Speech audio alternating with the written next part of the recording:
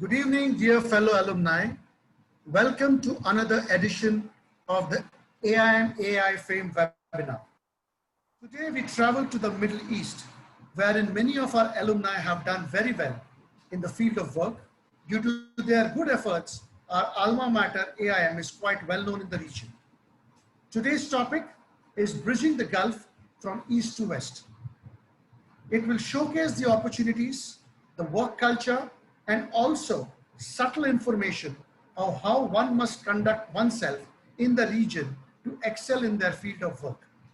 Who best to explain these nuanced facets other than Thomas Kuruvilla, Managing Partner of Arthur D. Little Middle East for the last 18 years, and Johnny Oommen, who has wide experience in automotive industry. Based in Dubai and Johnny in Oman. Both are MBM 97 batch, and their contemporaries include our very own Professor Richard Cruz, who has also joined in today with other MBM 97 batchmates.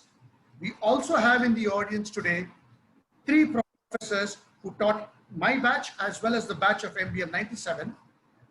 In that, there are 2 Indian profs, Professor Nishi Mukherjee, who was our program director for MBM 98, Professor Purba Rao, who was Mother Rao for all of us. Whenever we missed Indian food, Professor Rao's home was always open for us. And of course, the ever charismatic Jumbo Borromeo. Thank you, profs, for gracing the webinar today. I have seen Thomas and Johnny from close quarters as they were my seniors. And it really pleases me no end to have these accomplished seniors on the webinar today. Without further ado, I would now hand over to Johnny Oommen and Thomas Kuruvilla to take the webinar forward. Johnny, all yours. Thanks very much, Nikhil, for that flattering introduction. Good afternoon and good evening to everyone, depending on your time zones. At the outset, I think I'd like to thank the organizers for this, opportunity, which is truly humbling. This year, in fact, marks 25 years since we entered the campus in Manila, and just a few minutes ago, we had the good fortune of chatting up with some of our professors, and it's really a humbling experience for me to be part of this session. Let me start by explaining the title a bit for those who are still, slightly unclear. So far, I think Nikhil and team have done a sterling job in the midst of the lockdown in conducting a series of webinars. A lot of them have been on a very interesting range of topics, all diverse, but most of them have been centered around markets in the East Asia region, some focused on India. This time, we are looking at moving geography slightly towards East. So since we are based in the GCC region, we thought we'll try and bridge the Gulf. GCC, as you're aware, is Gulf Cooperation Council, a cluster of 6 countries. And it has a number of similarities, but also has some stark differences compared with the rest of Asia, as we will discover in the next few minutes. It is a region that unfortunately suffers its share of misperceptions, stemming, I would say, largely from the monarchical nature of the governments, bureaucratic governance structures, as well as other stereotypes emanating from images of billionaire sheikhs and their luxury gold-plated cars, for instance. In reality, however, the GCC, like any other cluster, is a mixed bag, with some countries taking the lead on some fronts. But on the whole, I think each one of them is trying to reduce their dependence on oil and hydrocarbons by deliberately diversifying into other revenue streams. This has been a very conscious effort in the last few years in particular. Today, of course, when the world economy is witnessing sharp contractions, as per the IMF World Economic Outlook in June, this region is slated to see a drop of roughly 4.7% in 2020. Now that, compare it with the more advanced markets like US and Eurozone, the drop is likely to be 8%. So this region is probably not as badly affected. Certain exceptions, Saudi Arabia is, I think, going to decline 6.8% and so on. But our specific aim in today's session is really to share and discuss how, as business managers in the region, we can do our bit to create value in a world that is increasingly becoming low growth. So how is it that value can be created and sustained? And I think I must say here that specifically, I think we will see examples through the eyes of a management consultant. Nikhil did introduce Thomas, and Thomas is with Arthur D. Little, which has done some very, very interesting work in the region, which I will request him to share shortly, examples of. And one word on consultant, I remember, I'll very briefly recall many, many years ago in Manila, when I was doing a project with Warner Brothers, the title or the designation that I was given was consultant. And when I very proudly announced this to one of my professors, I won't mention who, he jokingly said, the definition of a consultant. So I said, no, sir, what is that? He said, a consultant is a man who can tell you 99 ways of making love, but he doesn't know a single woman. So that kind of explained to me the typical gap between theory and practice that consultants seem to be unfortunately targeted with. In my experience over the years with various auto companies, particularly Tata Motors, we used a fair share of consultants. And a lot of the time I also found that, they would basically regurgitate what we already knew and then share the same with us. I'm saying this because I see in Thomas and in Arthur D. Little a big difference. I think a lot of what they talk about, they actually put into practice. I know this because I have been interacting with Thomas and certain examples that he shared very clearly point to the fact that, it's not just about theory. It is not just about providing, let's say, a framework, but to actually go ahead and implement that. And it's some really, really interesting work, I promise you.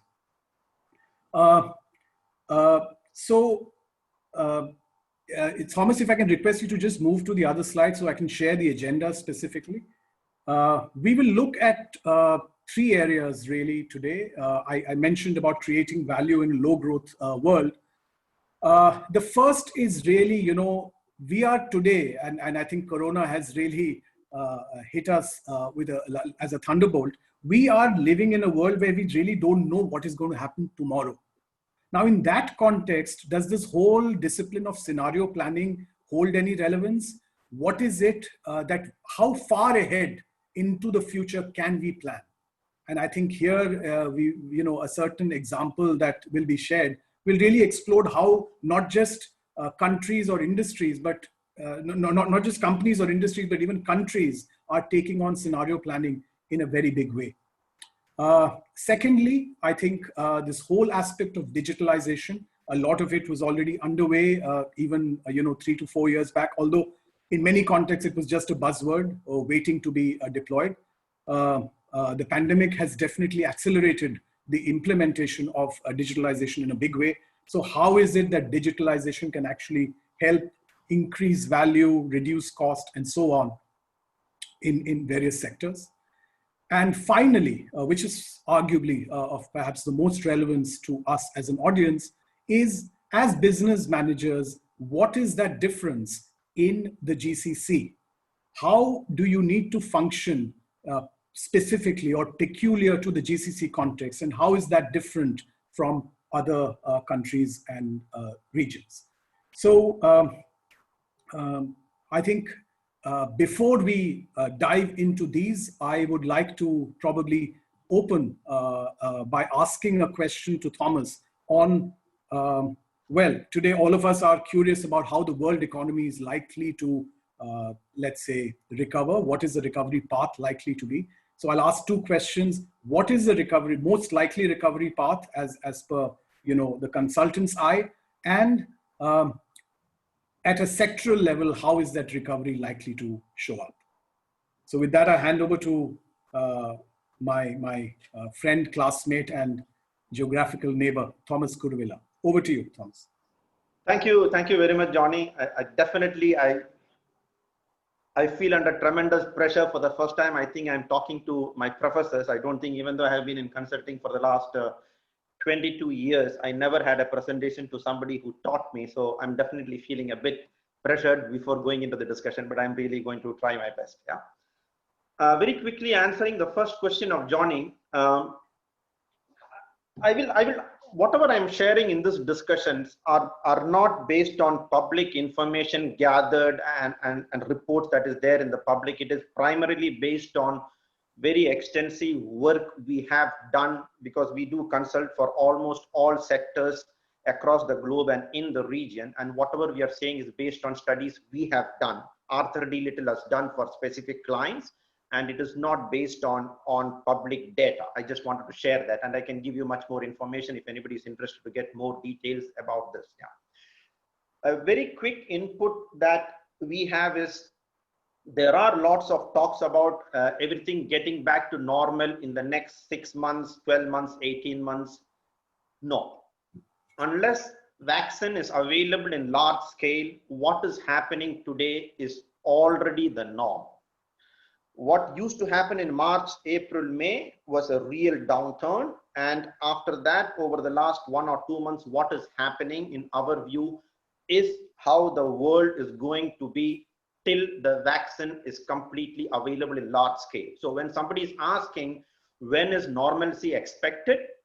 It is expected to change only if vaccine is available. If not, we all need to understand and appreciate that what is happening today will continue for a while. And the best guess that we have based on interactions with people who are trying to come up with the vaccine is it will be only by late 2022 or early 2023 by which things can be back to normal. It also means that the economy will remain quite depressed. The number that Johnny shared, I think it is optimistic. It is going to be much more severely lower than the numbers that are being projected and predicted and presented today. The numbers are not calculated correctly. I can also tell you that there are errors in the way the growth has been calculated in the past, and that is it. And then the numbers are actually much lower than that, right? It also means that the economy will not get into a severe shrinkage and recover over a period of time. It will be having multiple waves of recovery, and we call that a W-shaped recovery, right?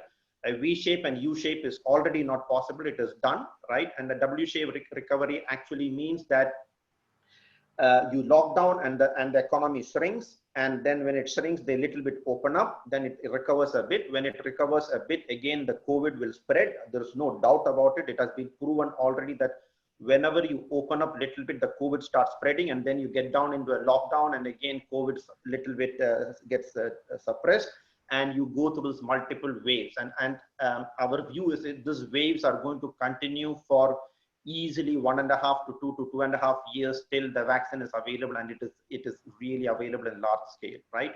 So my only input is that don't assume that things are going to be normal in 6 months, 12 months, 18 months. This is the normal, and we need to adjust to the current normal, which can last even 2 to 3 years. Yeah.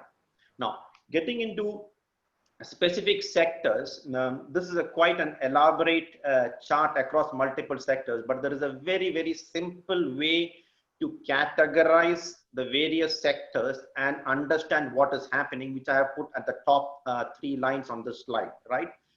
So whatever is non-essential services, which is air travel, hotels, tourism, leisure, the impact is already -80 to optimistically -60%. Almost all the airlines and the large hotel chains are close to bankruptcy, and people are not announcing that. They're trying to hide this information, or the government are funding them. But if the government funding is removed for the airports and airlines, almost every single airport and almost every single airlines are technically bankrupt, right? It is being funded by the government. And obviously tourism and leisure, that anything that is non-essential has a revenue droppage of 80 to 60%, right? And any sector that is categorized as essential services, which is public administration, because it is essential, the government will have to provide services. Defense, absolutely no impact on defense. It continues because it's trying to keep security of the country. And healthcare and education, that depends on the country, right? In the Middle East, healthcare and education is not depressed, but many developed economies, healthcare and education also are negatively impacted. But generally, the essential services for sure, public administration and defense are definitely not significantly impacted. Healthcare and education, depending on the geography, is impacted.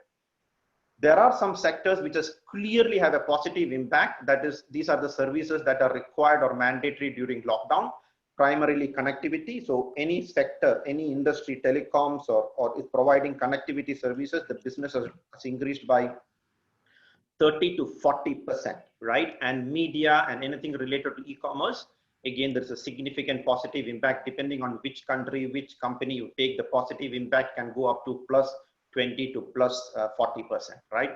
And these three categories and the impact, our view is it will remain like this for the next 1.5 to 2 years, unless there are very, very fundamental changes made to the business models and adapt the business models of these sectors to reflect how to run business during COVID. If not, this is going to be the impact for quite a significant time. Yeah.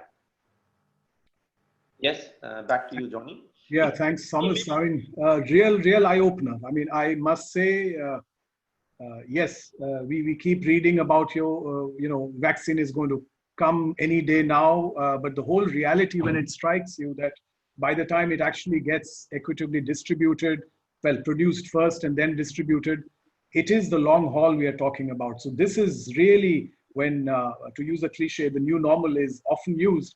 It is going to be there for a substantial period. We haven't even completed 1 year, and what you're suggesting is it is likely, well, in the extreme case, going to be another 2 years, perhaps. Easy. I can just make one statement, because we did very extensive, very deep studies on what people are doing related to vaccine. I must say that all the information people are releasing related to the vaccine being available in the next 4 to 6 months are completely wrong. It is a marketing gimmick. There is no valid data that can be proven, that can be taken and prove that vaccine is going to be available suitably and safely in 6 to 8 months. It is not there. It is, people are lying, and this is the wrong information. It is publicity trying to keep people happy about it and keeping them healthy and all of that. It's all bullshit. Nothing is happening. There's no vaccine which is going to be ready in the next 6 to 8 months. And this is after very deep research in many countries and institutions that are trying to come up with the vaccine. Yeah. Again, all information that you see in public is unfortunately not correct, unfortunately. Of course. Very, very sobering, even if disturbing. But I think in a way, it's good that we know this today, rather than discover it after, every month of hope unnecessarily getting extended. So thanks for that. I think this was, let's say, a more macro world view. I think talking about the specific sectors, even well before the pandemic hit, I think entire industries were already getting transformed in some way or the other on account of various forces, whether it is digitalization, whether it's the need for cost reduction, customer convenience, etc. I think one such area particularly close to me, thanks to my experience, is automobiles and personal mobility, as it is increasingly being referred to today, which was already getting disrupted on account of 4 specific forces. In the industry, we call it with an acronym called ACEs.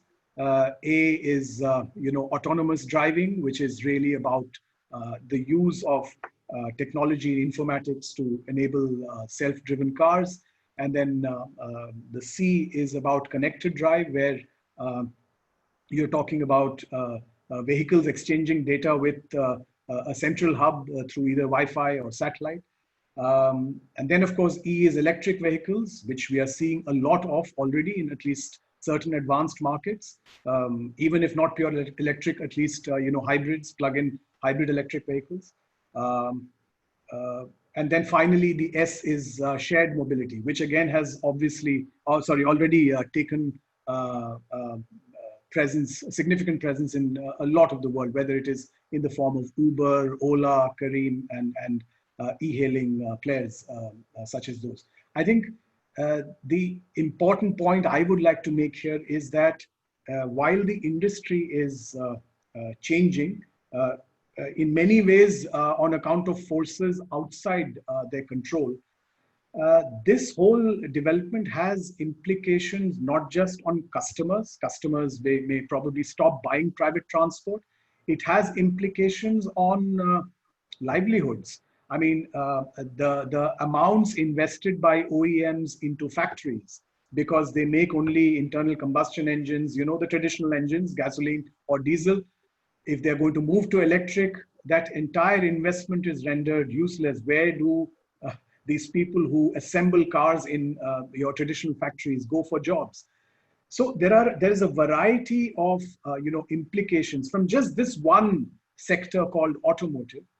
And it is my belief that it cannot be just an industry trying to effect change. Government has to play a major role in this transition. And the fact is that most governments today are unfortunately not being able to make a decision. They're either sitting on the fence or taking half measures. Some countries have moved up the curve. I think certain examples in Scandinavia are noteworthy. Norway, for instance, I think the percentage of electric vehicles is more than 50%. It has taken a huge, again, it's a small market, maybe easier to manage and so on and so forth. I recall, Thomas, that some time back you had mentioned that you had done some work on e-hailing in particular, and how that evolved into discussions with the government of Dubai on the future of mobility. So I'm sure our audience, I certainly would be very, very interested in knowing, what does this future look like? See, because as I said earlier, the fact is that very few governments are thinking this way. So within this region, it is great to see an example like Dubai, if they're thinking forward. So we're now talking scenario planning. How are they able to think towards the future? How forward? I mean, how many years down the line are we talking about when we say future planning? So can you share some examples and work done on this? Good. Thank you, Johnny. I think the purpose of this discussion was also to share how things are being done in the Middle East and specific countries. And I must say that before we started working in the Middle East, the perceptions of how things are being done in the Middle East was bit not okay or negative, and we had wrong perceptions on assumptions on how things are fundamentally being changed, how Dubai as a country or Qatar as a country are developing so significantly, how are they managing the country. And I can tell you that very quickly, I can give you an example on this e-hailing business, right? I don't know whether you're aware, around 5 to 6 years back, when Uber was getting launched across the globe, 5 to 6 years back, it was completely banned in Dubai, for example, right? And the founder of Uber, right, Travis, called the ruler of Dubai and actually told him that if you don't allow Uber in Dubai, I'm going to make it a huge publicity. It is going to be splashed across the newspaper and the news articles saying that Dubai is blocking competition. They are not bringing the best services to the country. They are blocking Uber. There is a e-hailing app called Careem, which is equivalent to Ola in India. Careem is more a GCC-wide e-hailing app. Careem just got taken over by Uber for, if I remember, around $3 billion. But at that time when we did the study, Uber and Careem was competing. And then instead of taking the pressure from them, the way they handled this, I just wanted to give you a flavor of how decisions are being taken in the Middle East is, you will not believe that they wanted to start looking at how the world will look like in 2030, 2050, and 2071, right? And that is how far they plan. I know that many of you may be even laughing or ridiculing the fact that, what do you mean by looking at 2071? Why can you even think of at 2071, right? But that is how far they genuinely plan. And you may not believe it. I have been party to this. I have participated in the studies that we have done in the Middle East across multiple countries. Why 2071 may be a bit surprising, because 2071 is the 100th year of Dubai's existence. Dubai was formed in 1971, and that is the year 2071, right? And the way they conduct these studies, it is not based on any extrapolation of or data or analytics or anything like that, because you cannot take the past and predict and extrapolate data to predict what happens in 2050 or 2071. Obviously, it doesn't work like that, right? And the methodology they follow is very, very interesting.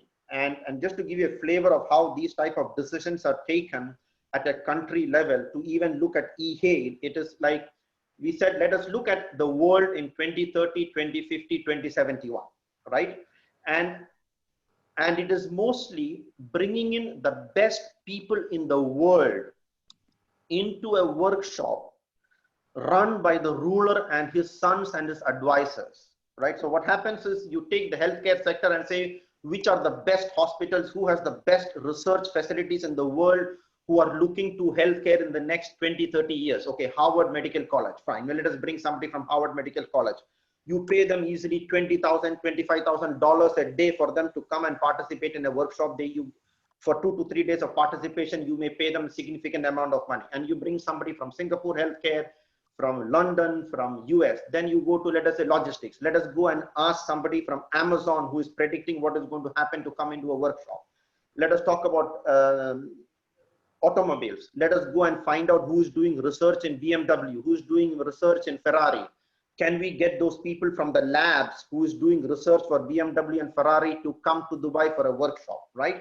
And the way it happens is, it was so unbelievable to see how that workshops are conducted. So for each sector, we bring in the best people in the world, and we are talking about 10 to 12 sectors across telecoms, connectivity, energy, healthcare, transportation, education, all sectors. Best experts in the world come in, debate, and try to present how the world will look like in 2030 and 2070, and then try to come up with a strategy for Dubai on how to handle these different scenarios. And the scenarios that we start developing for the years 2050 or 2030, not 2030, maybe something that you can predict, but when you talk about 2050 and 2071 are things that we cannot even imagine, really. And that is the type of outputs that will come. I'll quickly run through that and we can get into a discussion. It may be more interesting, right? For we to look at what are the various technologies, how are the economics going to evolve, what are the various behavior of people, how do people behave after 10 years, 15 years, 20 years, what is the social environment, and then you start predicting how the whole world will look like in 20 years, 30 years, and 50 years. And then in that context, let us look at what happens in a particular sector, right? And the type of outcomes that comes in, I'll just give you one flavor of few things. Like the way it happens is, let us look at social demographics trends. What is happening in Dubai? What is the type of population that you're having? Today, you have 90% of the population are expatriates, only 10% of are local people. What happens by 2050? And the ruler himself said that I'm going to allow people to have residency in Dubai. He actually said that in the workshop around 2 years back, which just got announced 2 to 3 years back. So trying to say that in 2050 or 2070, the population is going to get completely mixed. The oil economy is completely dead. There is no oil economy. Women will be working more than men. That is the prediction. I'm not questioning, saying it is right or wrong. The prediction made by people who are into psychology, sociology, human behavior started saying that women are going to be more productive than men. Women are going to be having more output and more content, and participation is going to be more by women than men. That was the prediction made. There will be a lot of convergence between ethnics. So you will not be able to identify various nationalities by 2050. It is all going to be converged, right?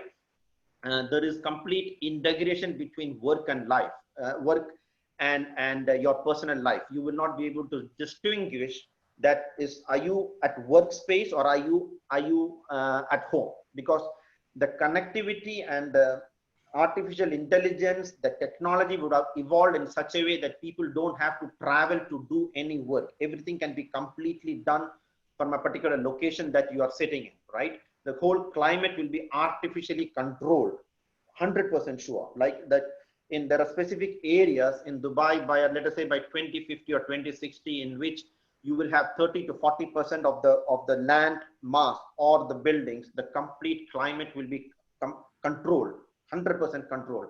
You are not leaving it to nature to decide what climate and what temperature and what the way you are going to live. Again, we can get into all these details, but just to give a flavor of looking at social demographics, how it is going to evolve, how is the economy going to evolve, what are the various cultures and values, how is the environment going to look like, and then trying to predict how 2030 will look like and how 2071 will look like, right?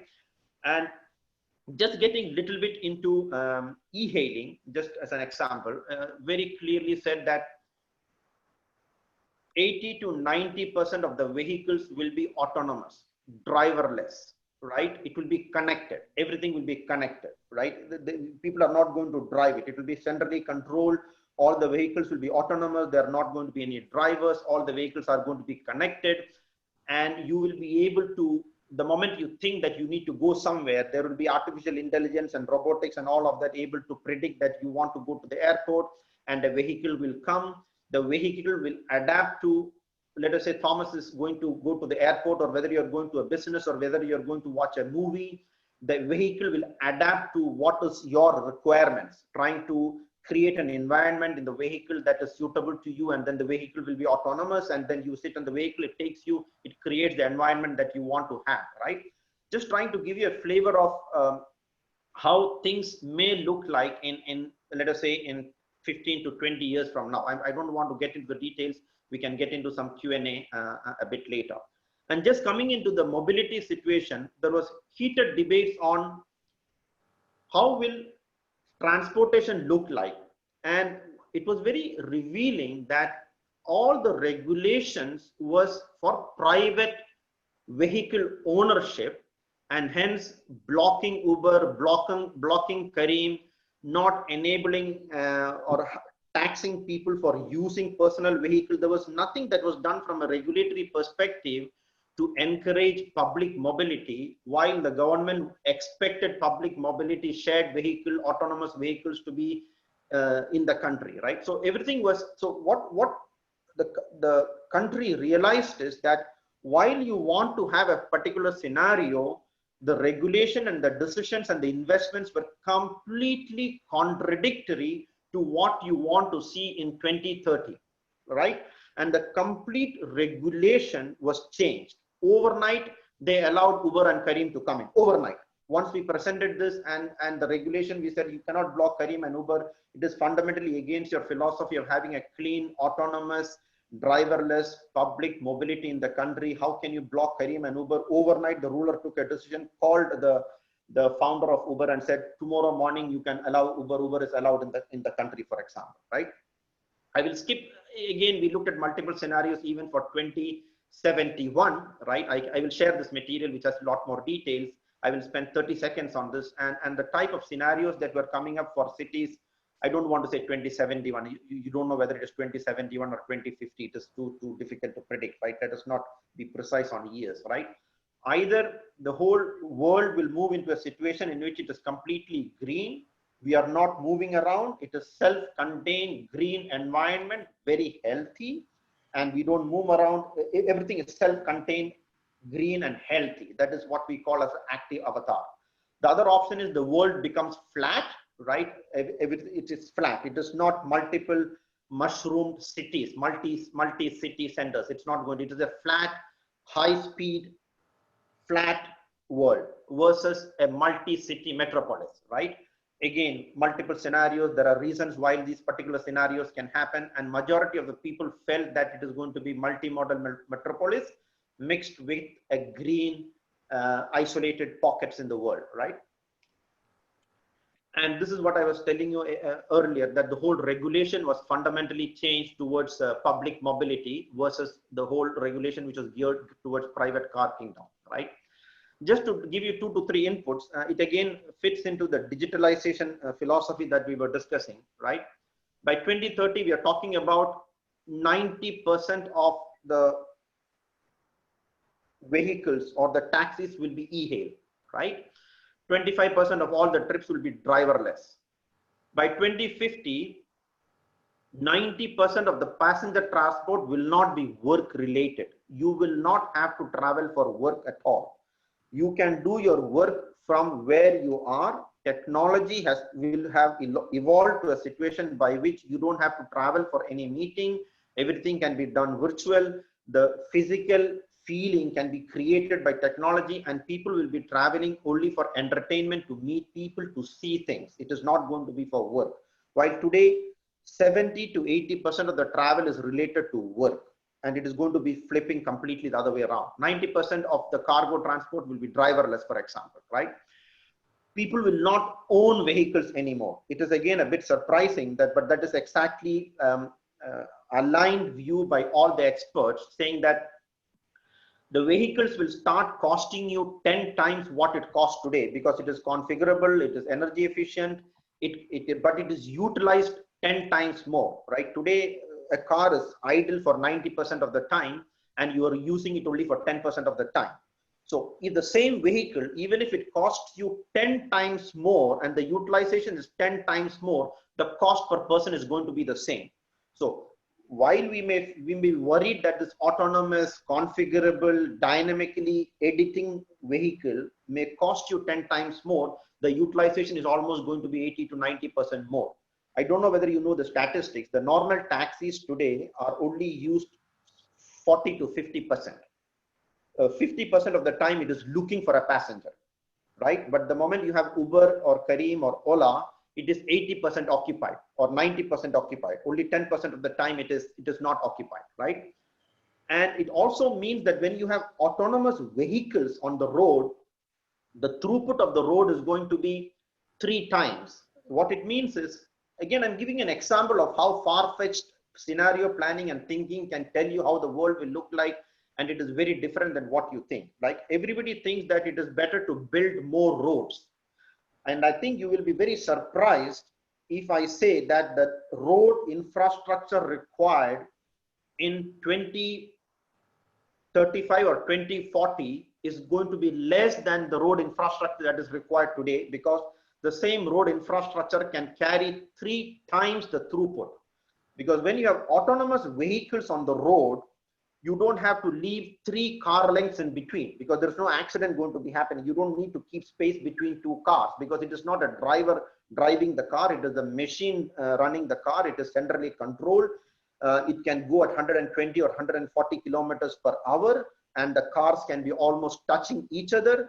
Each car is shared, and there are people sitting inside the car, which means the same road infrastructure that you have today can have 3 to 4 times the throughput, right? So, and again, based on that, there were decisions taken in Dubai that we only build the road infrastructure for the next 4 to 5 years, and after that we will stop building road infrastructure, and we will concentrate on building autonomous, driverless, connected vehicles. And they have already done trials towards that, as an example, right?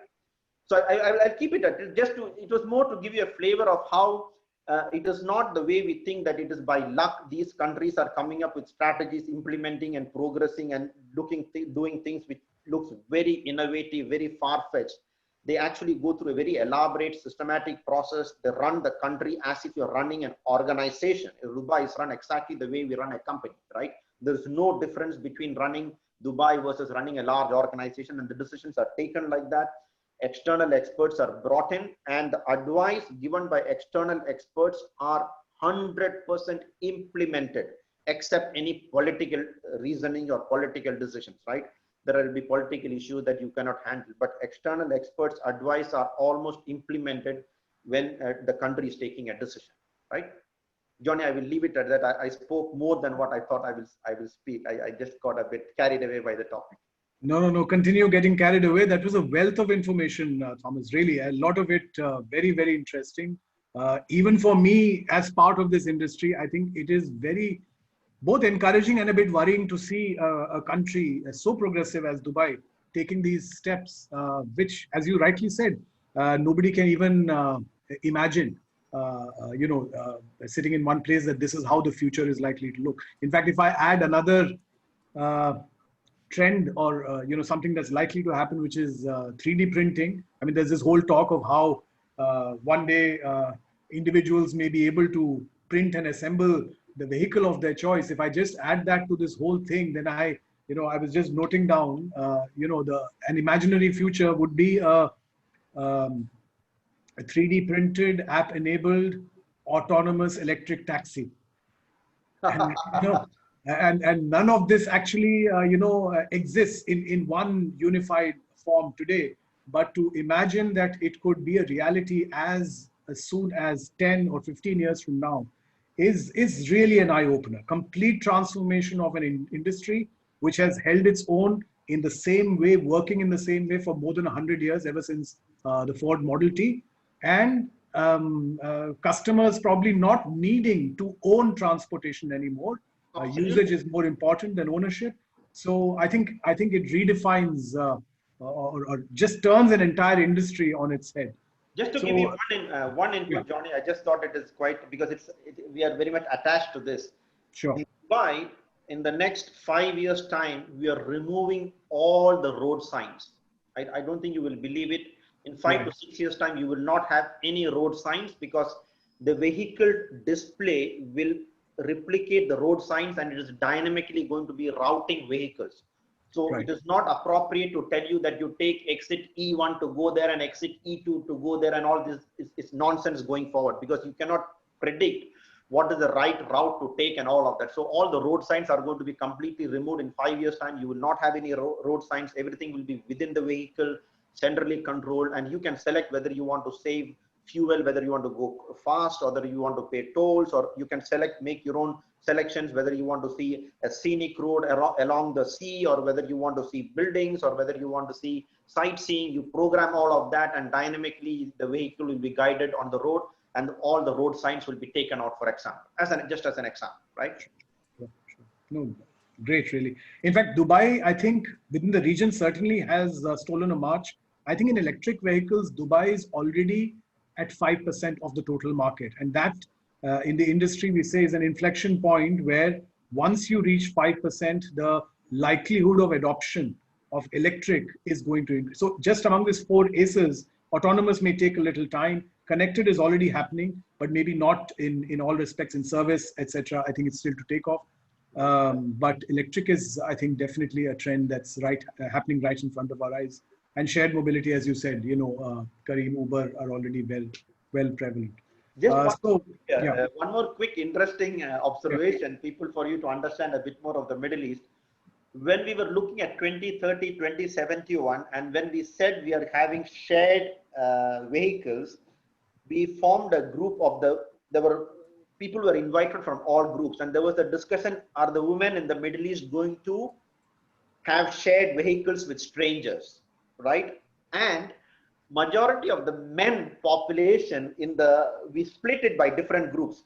First men, women, then you mix them by geography, then you mix them by sectors, and that's how we predict how things happen, and then we try to come and align, right?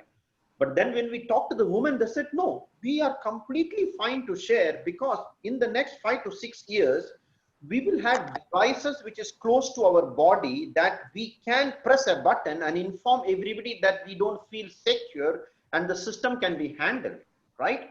So suddenly the technology are giving them the comfort, saying that we are absolutely fine to be sharing in very close proximity with strangers, because the technology would have advanced to a stage by which even in our mind, when we feel insecure, the technology will read our mind, alert the relevant agencies that I'm not feeling comfortable, and the vehicle will be routed to the right place where I will feel safe, and don't assume that I'm against sharing my personal space with strangers.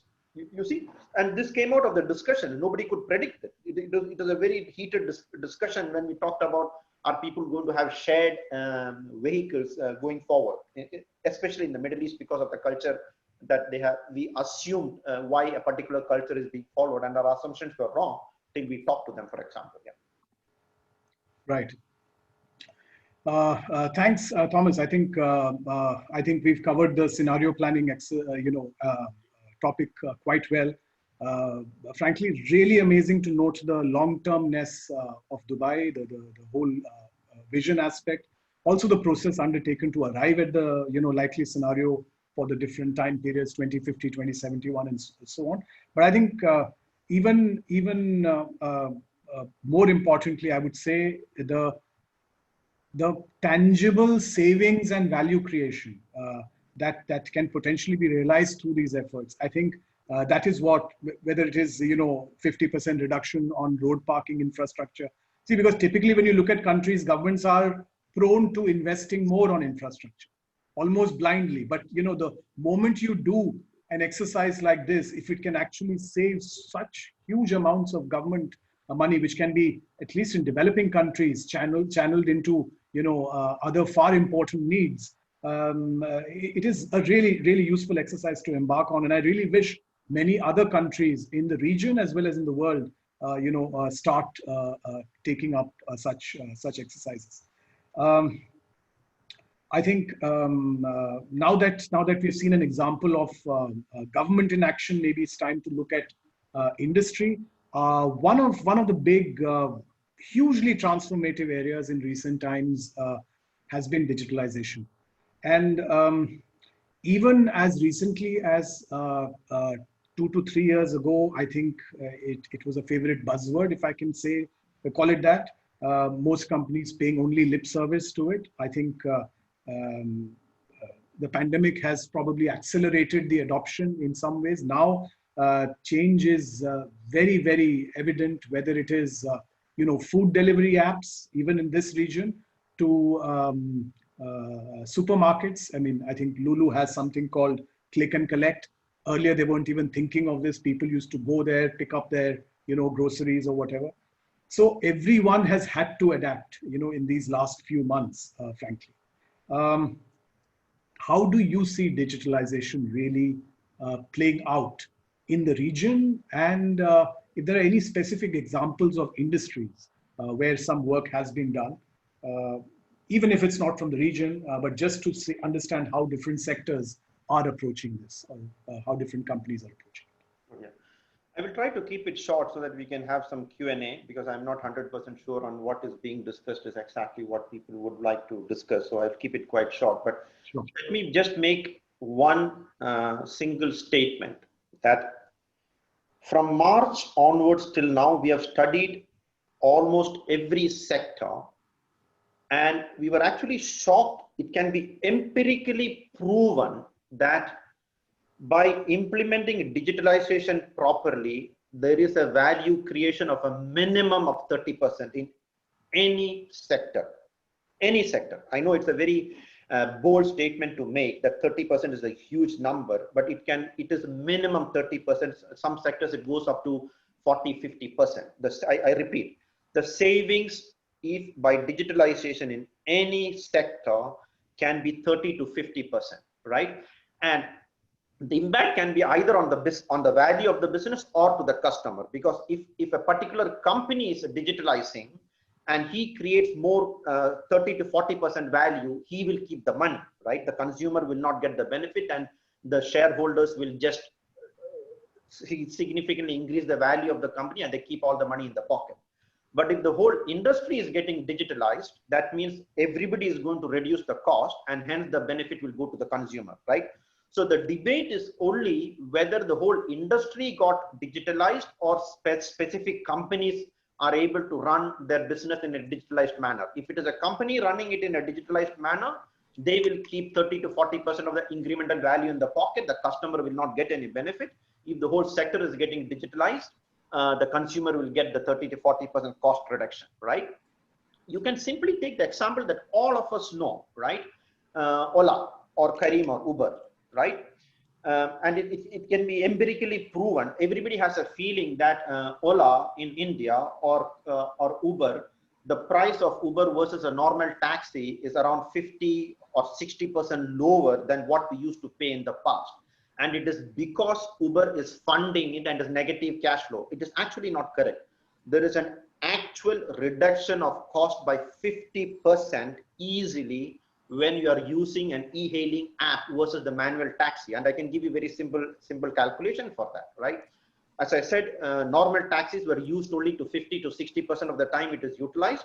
And now it is being utilized 80 to 90%, right? So the utilization of the taxis have already gone up by 30% more increase, right? The waiting time has reduced. right? Because normally before, even if it is getting utilized for the passenger to reach to the vehicle and identify the vehicle, you talk to each other over the phone, and I'm standing here, I'm standing there, and all this bullshit goes on, and you waste another 10-15 minutes, right? So a simple Ola or a Uber or a Careem, the cost of the transport has dropped by 50%. I can give you a simple example. I'm from Trivandrum in Kerala. From the airport, it used to cost me 600 Indian rupees from the airport to where I wanted to go, and today it is 250. 600 has become 250, and the person who's getting 250 is not making any loss. He's actually making profit. The profit that the 250, the guy who takes 250, is the same profit the driver used to get when he was collecting 600 rupees for the same drive, because the efficiency and all of that has kicked in, right? And I will again, it is human intervention for any repetitive, predictable activity destroys value. It can be proven again for any sector you study, right? If there is any repetitive, any predictable activity, and it is being done by human beings, it is destroying value, because there are a lot of issues, right? And I think the fundamental issue that we are facing is that when we automate, we assume that we are losing jobs, right? For sure, you're losing jobs. But over a period of time, what it actually means, and that is the philosophy that we are pushing, at least in the Middle East, and some organizations or some leadership, country leadership in the long-term planning, we are not trying to make them feel uncomfortable that by digitalization, you are going to lose a lot of jobs. That's not the way to look at it. The right way to look at it is when you are digitalizing things, that the labor intensive work will be handled by the machines, and the people will be doing much more value added work, and the contribution to the economy by the people will be doubling or tripling. The GDP per capita will be doubling and tripling, and the compensation people will get in the long term will be 2 to 3 times versus what they are getting. And that is the right way to look at it in the medium to long term. It is not about resisting digitalization because I will lose my job. No, the same driver, I'm getting $100 today. By digitalization, I can get $200. So every single individual over a period of time, not today for sure, over a period of time, if you're digitalizing, the value you are contributing to an economy or to the growth or value creation is going to be 2 to 3 times. And if the value creation is 2 to 3 times, your compensation has to be 2 to 3 times. So everybody is going to get much more compensation by digitalization. And it is not about blocking digitalization and saying that people are going to lose jobs. This is, I know I should not be saying that, but it is complete stupidity in the long term. And that is why many countries are blocking digitalization. In the short term, it is very fair because people will lose job and all of that. It's a fair argument, but it will bring you behind by many years if you don't do digitalization. And few very obvious statements is that once it is digitalized, any mistake can be corrected, and the correction is going to be permanent, right? You don't have the same mistakes can never appear. You don't have to retrain people. You just have to train the machine. So if you look at Uber or Careem, once it is automated, all the artificial intelligence, it is automatically trained. You don't have to tell people where is the particular location and where does a passenger normally come and stand and all of that. No need. Everything is completely automated, right? So there are lots of benefits of digitalization. I know we all think we know about this benefits, but the value, when somebody argues it is 50 to 60% more, it is very difficult for people to appreciate that, right? Just to give you some examples, I will quickly run through this. In the hospitals, we did a study for a hospital in the Middle East. They wanted us to look at the strategy. 30% of the visits were not even required. Because of COVID, people were not coming. They started calling the doctor over the phone, and some of them did not even go to the hospital, and some of them, without even going to the hospital, they got cured automatically. So 30% of the people did not even go to the hospital. Either they did not go to the hospital, or the doctor could help them over the phone, right? The time spent in the hospital completely got reduced because you are doing remote entry. You don't go to the reception. There's no reception. And I can give you the completely how it has changed in the hospital, that we changed the whole process, right? You go to the website, enter all your details. You take the blood pressure and all of that at your home if you have the equipment. If not, you straight away, you don't go to the reception, you don't register anywhere. You just straight away go to the doctor, meet him for 10 minutes, and you go home, and the medicine is sent home.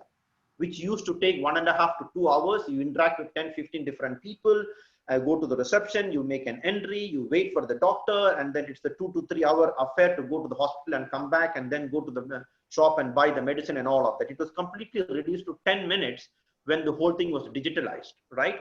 Which also means that the 30% of the visits are not required, the treatment can be done remotely, you don't need the hospital space anymore. The 50% of the hospital space can be reduced, because to treat the same number of people for the same number of diseases, the hospital visits have come down, the time spent in the hospital has reduced by 50%, which means there is a saving of 50%, either in the healthcare or at least by the same investments, you can have more treatment done, right? And the percentages are real. It is calculated numbers. It is not some theoretical numbers that I'm sharing here, right? Another very simple example, it was about a real estate developer. It was again, they did not want people at the reception to allow people into the lift. They don't want people to come into to open the car park and all of that, right? And this is an area which had 35 to 40 buildings. So what happens is, again, just give you a very interesting example. In Dubai, for example, you have a residential area which is very close to a shopping area, right? And whenever the residential car park is full, the shopping car park is empty. And whenever the shopping car park is full, the residential car park is empty, correct? And just by automating it and putting it all together, you needed only half of the car park. And it is completely automated. So when somebody comes into a building, it identifies, okay, Thomas is staying in building number 1 and he's staying in 3rd floor. And he automatically allocates the car park which is closest to my lift, right? And then the lift comes there, the apartment curtains, the air conditioning, the lighting is automatically adjusted. It identifies that Thomas is coming in, Thomas is the temperature, this is the temperature that he wants, and this is what he does.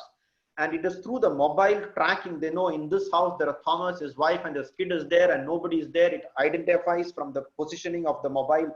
You have to tell the house saying that these are the 3 people living in the house and these are the mobile numbers. And this is already implemented. These are not theoretical movie type incident. This is actually implemented in buildings in Dubai in which it is completely controlled. And you need only 50% of the parking, because the parking between the shopping complex and the residential is compressed into one unit. And when people come into the building, they tell you which is the closest parking to your particular apartment block. It gives you the closest to your block, and then the lift comes there and the whole home automation is adjusted to your liking, right? It even tells you when somebody is trying to park a car, it asks you how long are you going to park the car for. And somebody can say, I'm going to park the car for maybe 2 months because I'm going to leave my car here for a month and I'm going to India. Then it will not give you a car slot which is near the lift. It keeps you a bit far away because it tells you that, Thomas, it doesn't matter for you to walk because you're going to walk only once. Don't block a car park near the lift. Let the people who are coming in and out of the apartment every day keep the car slot which is near the lift. You park a bit far away and you walk for around 5 minutes, but you're only walking for a month, once in a month, because you're parking the car and you're going to India for 2 months.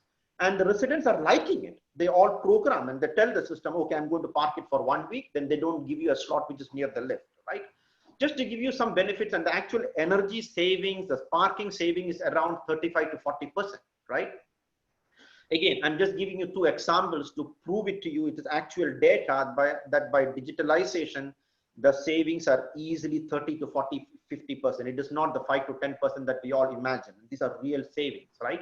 I just wanted to give you that impression that the impact of digitalization is really, really significant versus what we think, right?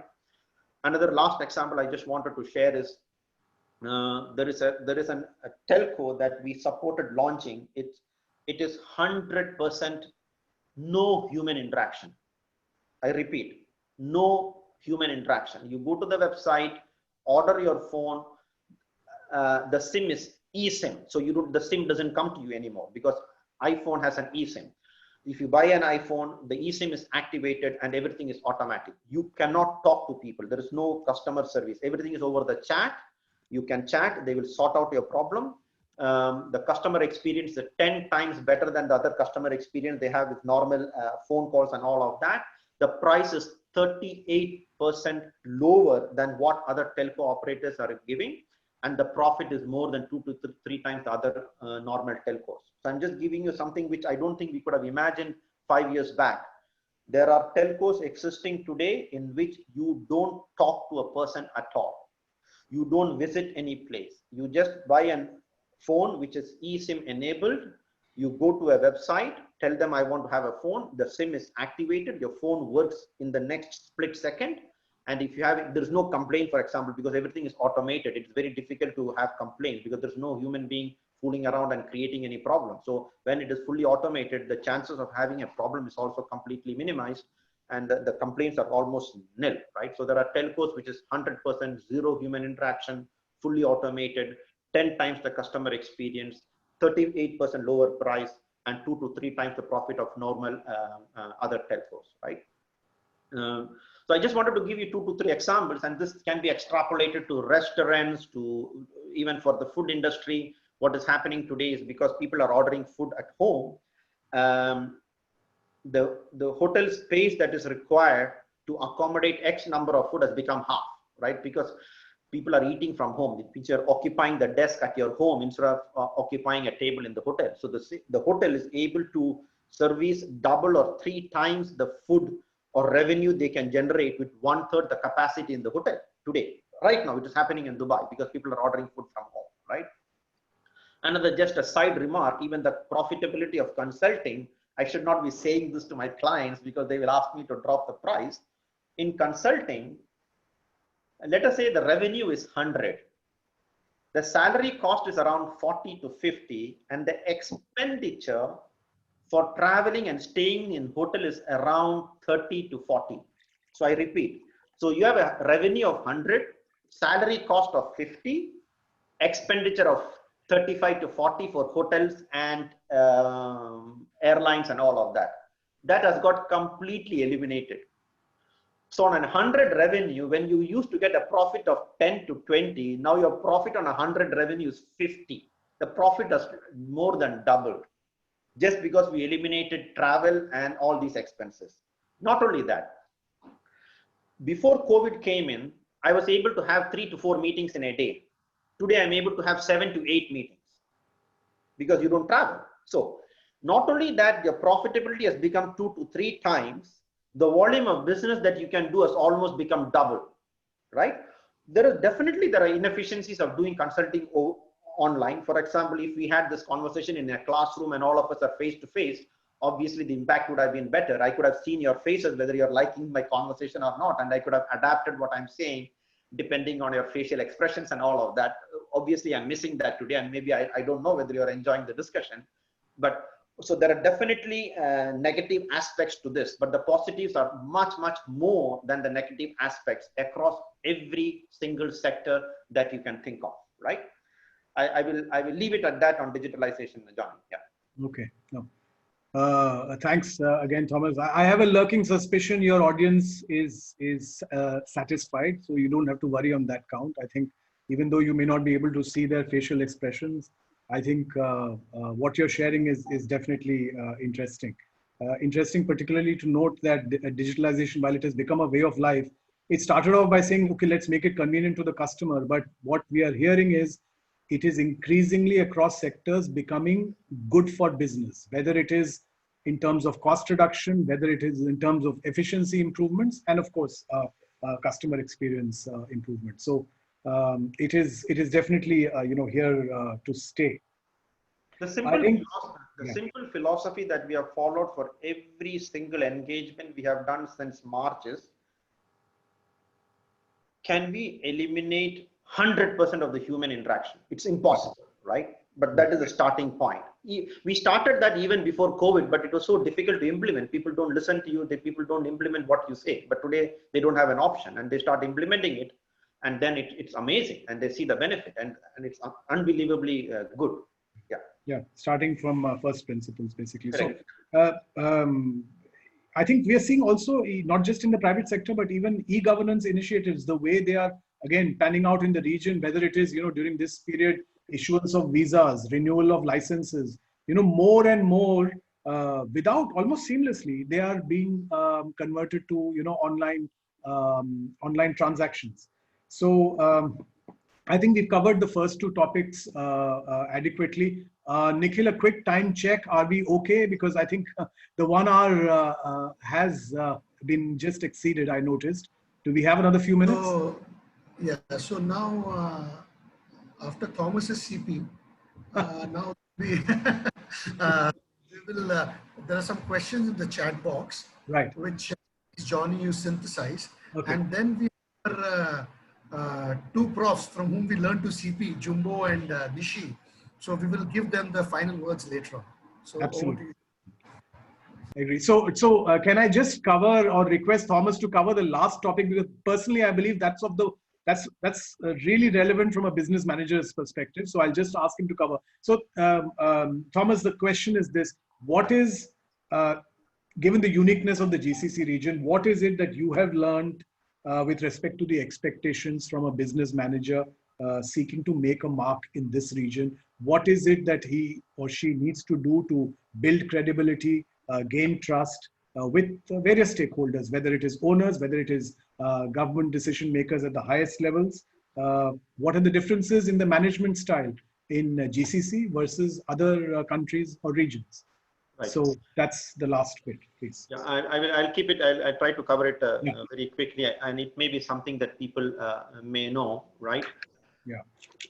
I just wanted to give you a perspective of the Middle East, how people may perceive what happens in the Middle East, versus what is reality, right? The Middle East generally has a feeling that people are trying to get benefit out of them. They're actually very suspicious. The starting point is always a bit suspicious, right? I have done projects in Singapore, in Malaysia, in India, in Europe, in US. I've done consulting across all the geographies, luckily, across these multiple years, right? And the Middle East, the human behavior, expectations, their thinking are very, very different versus everywhere else in the world. Really very, very different, right? The starting point is they are quite suspicious about people that are coming from outside into the region, that they're trying to benefit from the region, make money and run away from the region, because people don't want to settle in the region for various reasons. I don't want to live there. I want to go back to my home country. I come to the region, mess around, try to make as much as possible and leave, right? But what I have noticed is that if you change your mentality and you can be trusted, and you genuinely, you should not be acting like that. You should be genuinely putting yourself in their shoes, in your business life, as a business manager, as a consultant, or your client, or any type of interactions you're having with the original Middle East people. I'm not talking of people who have come from outside into the Middle East. I'm talking of the people who are genuinely the Middle East population. If you are seen that somebody that they can trust, they will 100% rely on you, and they will value you, and they will take very fundamental decisions based on what you tell them, and they are willing to even compensate you much more than what you think, right? It is because what is happening is, we always come in with a view. If you look at other regions, let us say you go to Singapore or developed economies, when you're trying to work in a business environment, the assumption is that the business knows what they want, and hence we are trying to help them. Here, they don't know what they want, right? If you don't know what they want, you can easily misuse them, right? But if you put yourself in their shoes and try to understand the real problem and try to solve it for them, and put yourself in their shoes and give them genuine advices and inputs, they really flip the whole thing. And this becomes the best place to work, the best place to contribute based on your knowledge and intelligence, and the best place for people to see the value of your education. For example, you have done, you're intelligent, you're knowledgeable, you can share your experience. I don't think there is any other place in the world compared to the Middle East where you can have significant value addition if you change your behavior to a very trusted philosophy, allowing people to trust you, and then they will allow you to take any decisions. And I'm telling this based on discussions and decisions we have worked for with rulers, the ruler of Saudi Arabia, the ruler of Dubai, the owners of multiple large companies, right? And this is the last slide. I will not get into more details. For example, it is more normally in other parts of the world, we are always operating in the first three columns, right? Either we are giving them very good products, right? Okay, this is a good product, keep it. Or we are giving them a good business advice, right? This is how you should do your business, and they are validating what you're going to tell them, right? Or you are giving them resources, right? I will give you good resources and you decide how to use the resources, right? So it is progressively moving from either I give you a good product or I give you a good advice, whether you take it or not is not my problem, or I give you resources and it's up to you to use the resources. In the Middle East, that is not the case. They do what you tell them to do. There are conflicting situations between siblings, like similar to, I don't know, similar to the situation that happened in Reliance. Consultants go in and resolve those problems, family issues, conflicting political issues, sensitive decisions about private sector participation. Should we open up the economy to bring in international investors into the telecom sector? Should we bring in international investments into the infrastructure because it is high security? And if you get a feeling that they can be trusted and you genuinely take care of them, you can actually take decisions instead of supporting them to take decisions. And they don't even question the decision you are taking. They don't want you to validate your analysis. You just have to tell them this is what we believe is right, and they implement it, right? And that is really what is happening in the Middle East. And people have a very, very different perception about what happens in the Middle East, because I know many of my colleagues say that if I work in the Middle East, my value is getting reduced. If I work in the US, I'm more valuable. If I work in the UK, I'm more valuable. If I work in Germany, more valuable. I'm sorry, I completely disagree with that philosophy, because you become more valuable in places that you are able to apply yourself mostly, see the implications, take decisions, and see the implications of the decisions. And that is where you are learning and developing yourself. And I don't think there is any place in the world as good as the Middle East for you to operate at this level versus other geographies. And I'm saying that from my own personal experience, right? I completely echo that, Thomas. I think there are a lot of misconceptions. I think once you reach a senior level in this region, I couldn't agree more. The trust and the empowerment that you get. In my case, I'm willing to share. This is my second stint in Oman, and I've been working in both cases for the same company but different ownership. First, it was owned by one. This is the family of Sheikh Suhail Bawan, one of the richest people in the Middle East, and very wealthy family. But he divided his business across various children. The first time I was here, I was working for a certain set. This time it was a different set. The two of them are not talking, and I was the mediator. Many times, I was the one conducting conversations between the two of them because they couldn't, see eye to eye. So these are, once you gain a certain, shall I say, credibility or trust, and as far as work is concerned, of course, you have complete autonomy, which I think I also experienced.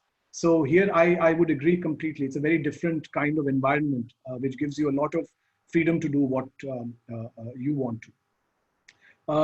So I think that brings us to a wrap on the slides, Thomas. I think I must say that the inputs you've shared today are really some of them eye-opening.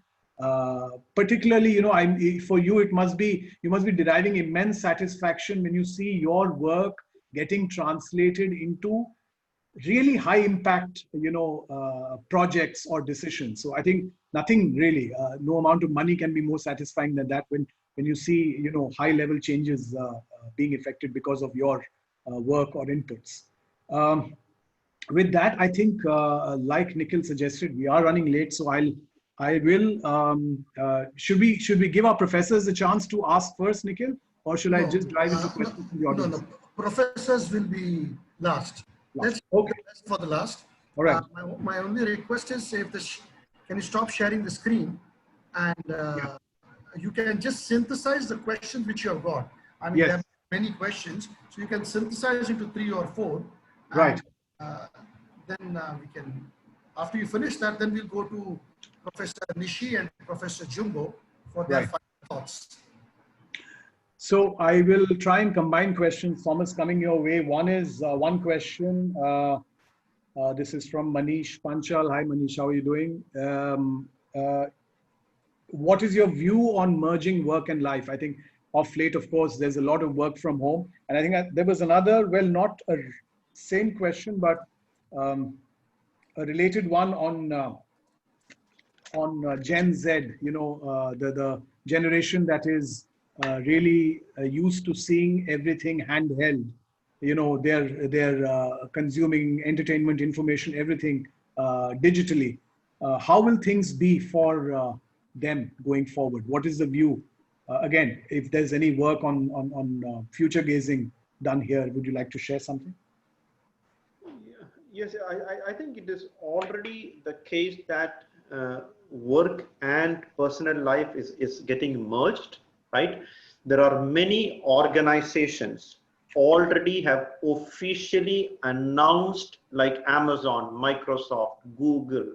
In the Middle East, there are many organizations have officially announced reduction in real estate space in the office. Officially, they are cutting down the space by 50%, by 60%, by 70%, and asking people to work from home, right?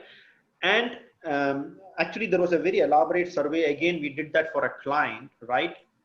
There are 30% of the people said that working from home is inefficient. So it is not that everybody is saying it is good, right?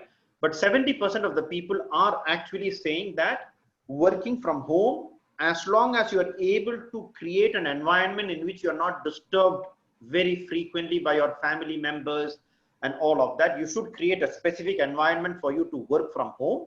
And you should be able to lock yourself at least for half an hour, 1 hour, but not for the 4 hours or 8 hours. No need. It is better to go out and mingle with family members. The efficiency in the work will come up and all of that, but you should be able to lock yourself for shorter periods, half an hour, 1 hour, and all of that. And 70% of the people said that working from home has increased their productivity. That is from people who are providing work. And people who are receiving work have actually said that, again, 70 to 80% of them are providing better work when they are sitting at home. It is a minority of 20 to 30% who have said that. People receiving work and people providing work, they said, no, we are actually getting less efficient. We don't like it. It is better to be sitting at home. But majority is moving in that direction. And in a place like Dubai, where real estate is very costly, a significant drop in real estate cost can add to the bottom line, right? And again, people may misunderstand it is only the real estate cost. No. Along with real estate, there are a lot of other facilities, lighting, air conditioning, receptionists, the coffees and the photocopying machines and the connectivity charges and all of that that you consume while sitting in office. It's not a small amount. It's a significant amount. Again, there is efficiencies on travel, because I don't know, in cities like in Dubai, the travel time is quite limited, like 10, 15 minutes you can reach home. But imagine in places like Bombay or Delhi or Bangalore, if you can save 2 to 3 hours a day on transport, you are able to work those many more hours, right? So you become much more efficient. If you are able to isolate yourself, you're mentally more agile and well taken care, because you're again with your family members. You don't waste time on conveyance, which is around 2 to 3 hours per day. So overall, it is really, really emerging, but around 20 to 30% of the people are unhappy about it, but majority are going for it. Yeah. Okay. I hope that answers your question, Manish. There was a question about the younger generation. There is an issue on the health because the younger generation, because you are not moving, exercises and the food habits are all becoming very bad, and hence there is a health deterioration for people who are working from home. That is also very clearly proven that you need to have, you need to give a lot more importance, very proactively, very consciously, very systematically. You need to come up with programs to take care of your health, because that gets compromised when you are working from home. Very clearly, yeah. Sure. I see another question. This is regarding a misconception. That's how I think Asa has asked this, about Middle East wanting to attract white-skinned professionals and that everyone else is really second class. How true is this? How do you see it? Maybe in your industry. I am aware that we were chatting about this the other day, in fact. So you might want to share your thoughts on this, Thomas. See, let me tell you. That was absolutely correct a while ago, right? Right? See, there are two ways to look at it. You can look at it negatively. You can look at it with rational and reason. And if you understand why they think that way, then you will not feel bad about it. And that's the right way to look at it, right?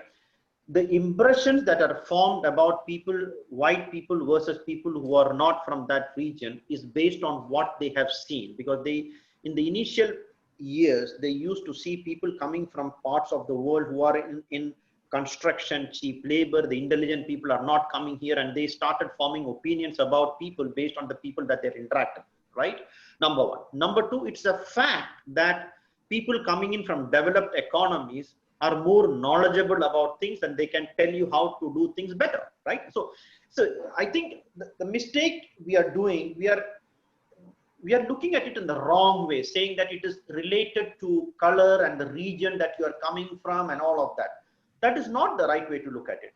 You put it in the right perspective, is that they want to talk to people who are more experienced, who have done things in a developed economy. So if US is more developed, listening to people who come from the US will tell me better things. That is the right way to look at it. And that is really the right way to look at it, not the negative way of looking at it, right?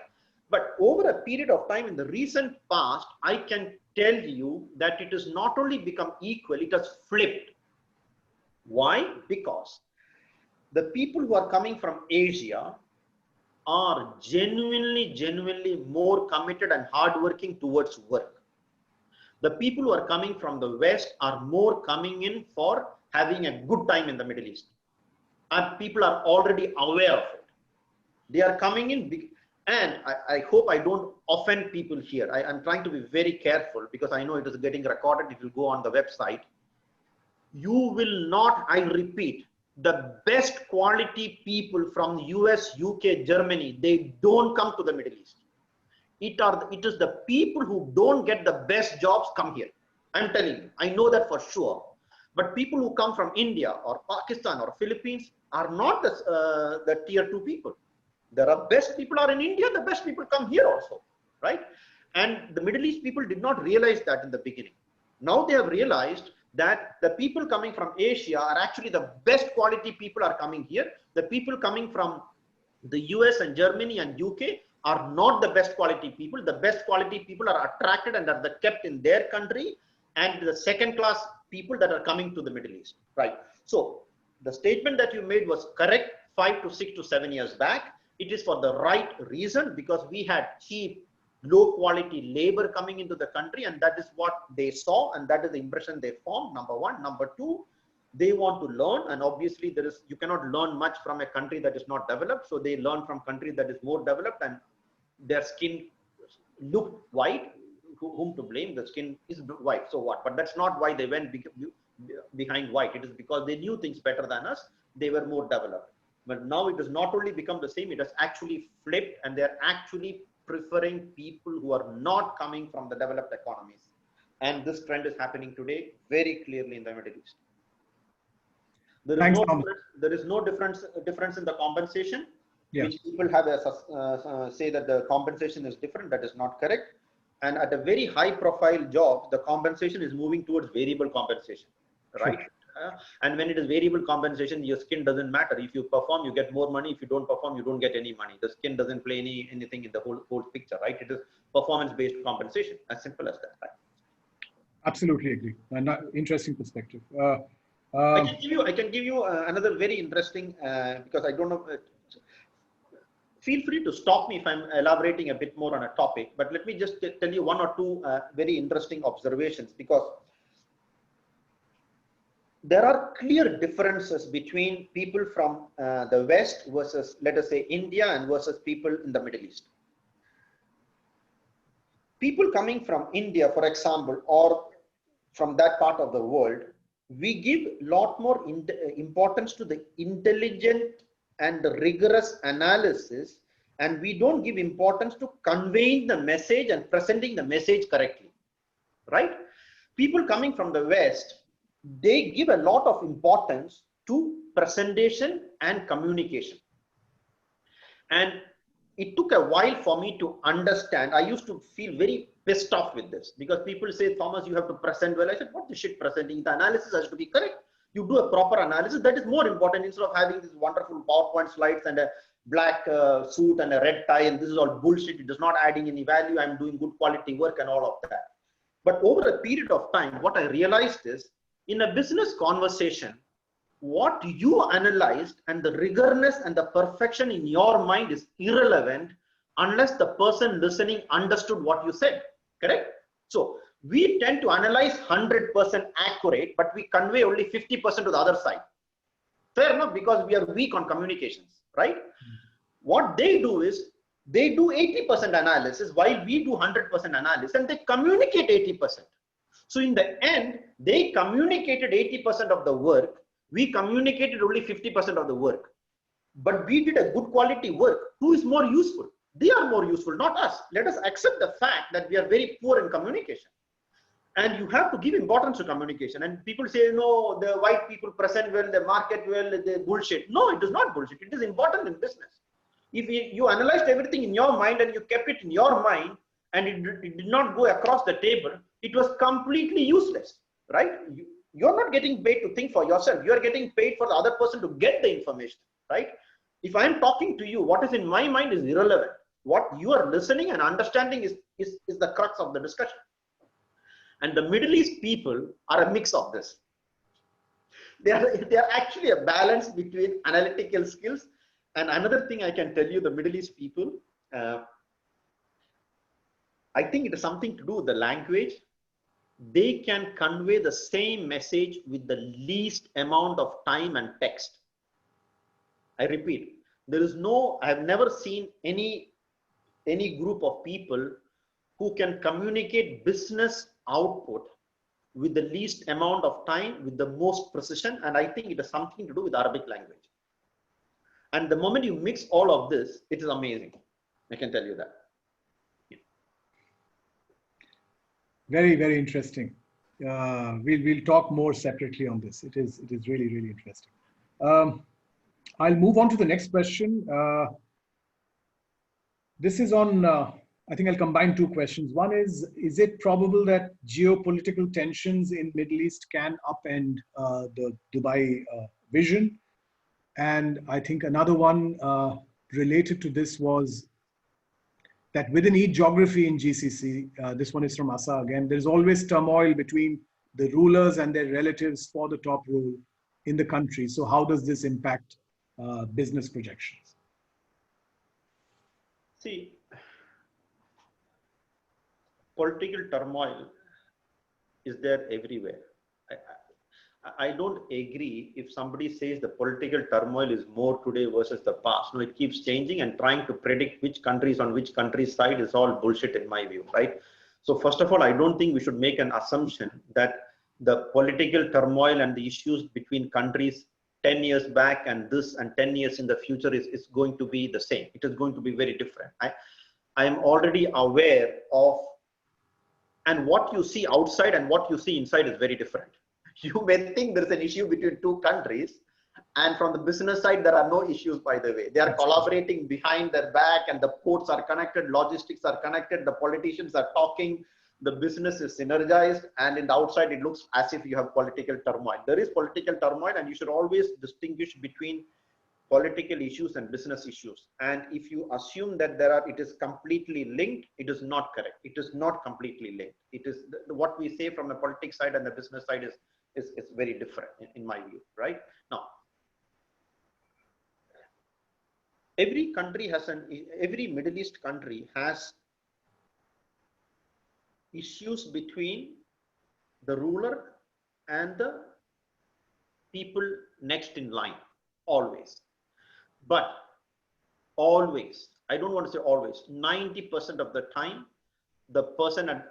there is going to be a person that always takes the decision. And what is more important is that is a selected individual able to take a decision They will always take decisions and the country will move forward. A democratic process, again, I have to be quite careful. A democratic process is not the right way to run a business. Now, whether you want to run a country like a business is a very completely different, it's debatable. People may have different opinions and all of that, right? But what I have seen is a bit more autocratic way of running always gives you better output. Inequalities will increase. The distance between the rich and the poor increases when you have a non-democratic process. But over a period of time, the people at the bottom gets pulled up also because the economy develops, the country is progressing, the overall wealth of the country goes up. So even though the gap between the rich and the poor are increasing, the overall wealth of the poor also is going up because of economic development, right? So people keep arguing that when purely non-democratic, capitalistic, pure capitalist societies, the distance between the rich and the poor tends to increase, which is correct, but the absolute value of the poor and the contribution of the value of the poor is going up versus a democratic country. That people ignore that philosophy in their analysis and say, no, this is not correct. Yeah, we look at the gap. What we need to look at is absolute wealth of the poor or the people that we say is when there is a gap. You see what I'm saying? So right. Again, the summary output is there are going to be issues, but I don't see in any of the GCC countries in which the decisions are not being taken and the decisions are not being followed, or the decisions are being blocked by blocking or angry family members. It doesn't impact the way the decisions are being taken, even though the statement that you made is very correct. Sure. There's a question, a very fundamental question from Professor Borromeo. How do you become a trusted advisor in the first place? Let me, it's a very loaded question, but let me make a very, very simple statement which makes life extremely simple, and it's very possible to do that. And I don't want to talk a lot about myself, but I need to give you a real example, right? I have not done any consulting.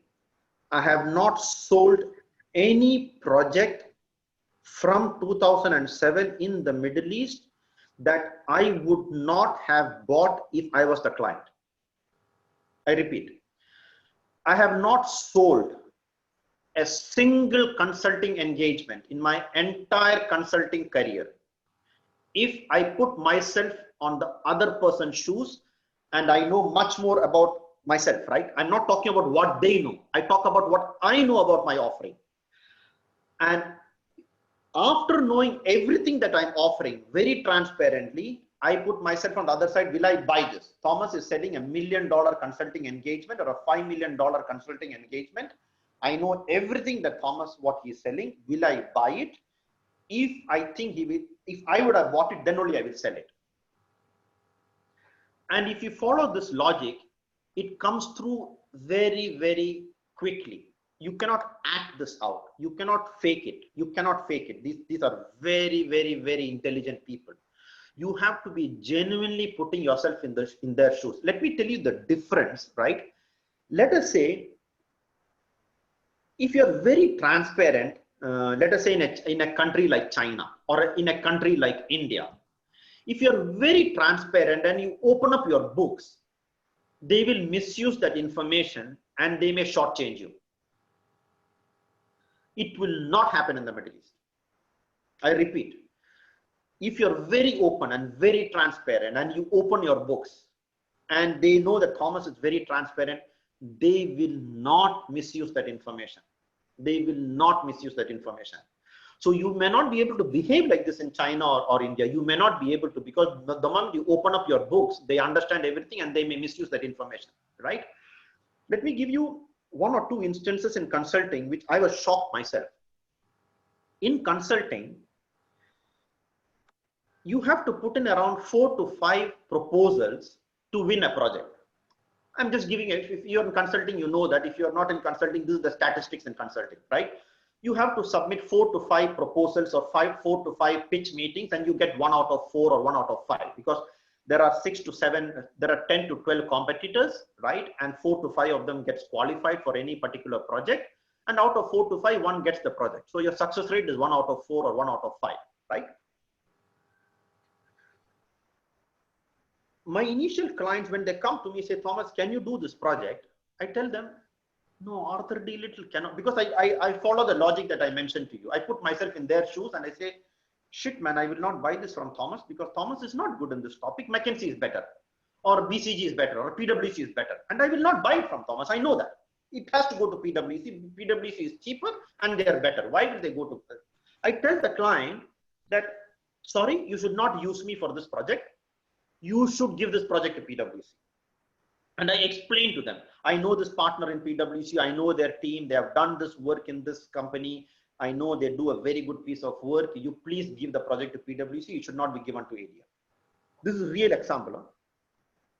The second time the client comes to you, and if you say you can do the project, 99% you will win the project. Why? Because the moment you say I can do the project, the client knows that he will do the project, because the same joker last instance told me he cannot do it.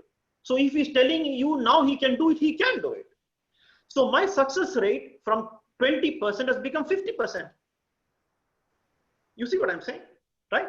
So it is really, really, it is a mind, you have to really shift your mind and genuinely put yourself on their shoes and give something that you will buy, and they will never misuse it. They will trust you. Do you know there are many clients that I invoice after the project? I don't think you will believe it. There are consulting engagements in the Middle East that I finish the project and I give them an invoice, not before. Why? Because as I said in the beginning of the conversation, they don't know what they want. So you cannot scope it correctly. If you cannot scope it correctly, you cannot price it correctly, correct? Because the point is, it's not like a Singaporean client who knows what they want. You can scope it correctly. Here, the Middle East client, they don't know what they want. So you cannot scope it. You cannot scope it. You don't know the resources. If you don't know the resources, you cannot price it correctly. Fair enough. So the client says, Thomas, forget all this bullshit about writing the proposal. It takes 2-3 weeks to come up with the proposal. You finish the work and you invoice them. I am telling you a truth that whenever a client allowed me to invoice without questioning it, I have always priced it lower. Because I never want them to feel that I misuse the situation. So if I was pricing a project before the engagement and I'm pricing it at 100, when the client allows me to price it after the engagement, I will never price it more than 85. Never. And I will also tell you why I make more money. Because when I was pricing it at 100, I would have spent $15 to write the bloody proposal and negotiate. Even that 15, so I'm not even making loss by pricing it at 85 instead of 100. I actually made more money also, because at pricing it at 100, I spent $15 to bloody write the proposal, discuss with him, update the proposal, all the bullshit went on, and he has to pay me for that amount. I'm not going to do anything for free. I'm not into charity consulting, right? So everybody is benefiting in this equation, right? Yeah. Good. Thanks, Thomas. Professor, I hope that answers. I think it's almost biblical in its in its response. Do unto others is what Thomas is saying. If you do what you expect them to do to you, then I think trust is gained automatically. And I think the other second point, which I liked particularly, was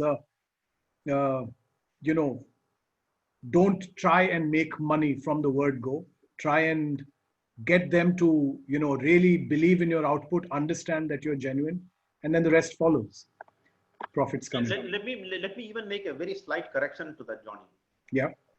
There is no problem in telling them that you are making money. Of course. The point is about being transparent. Yeah. Because they know you want to make money.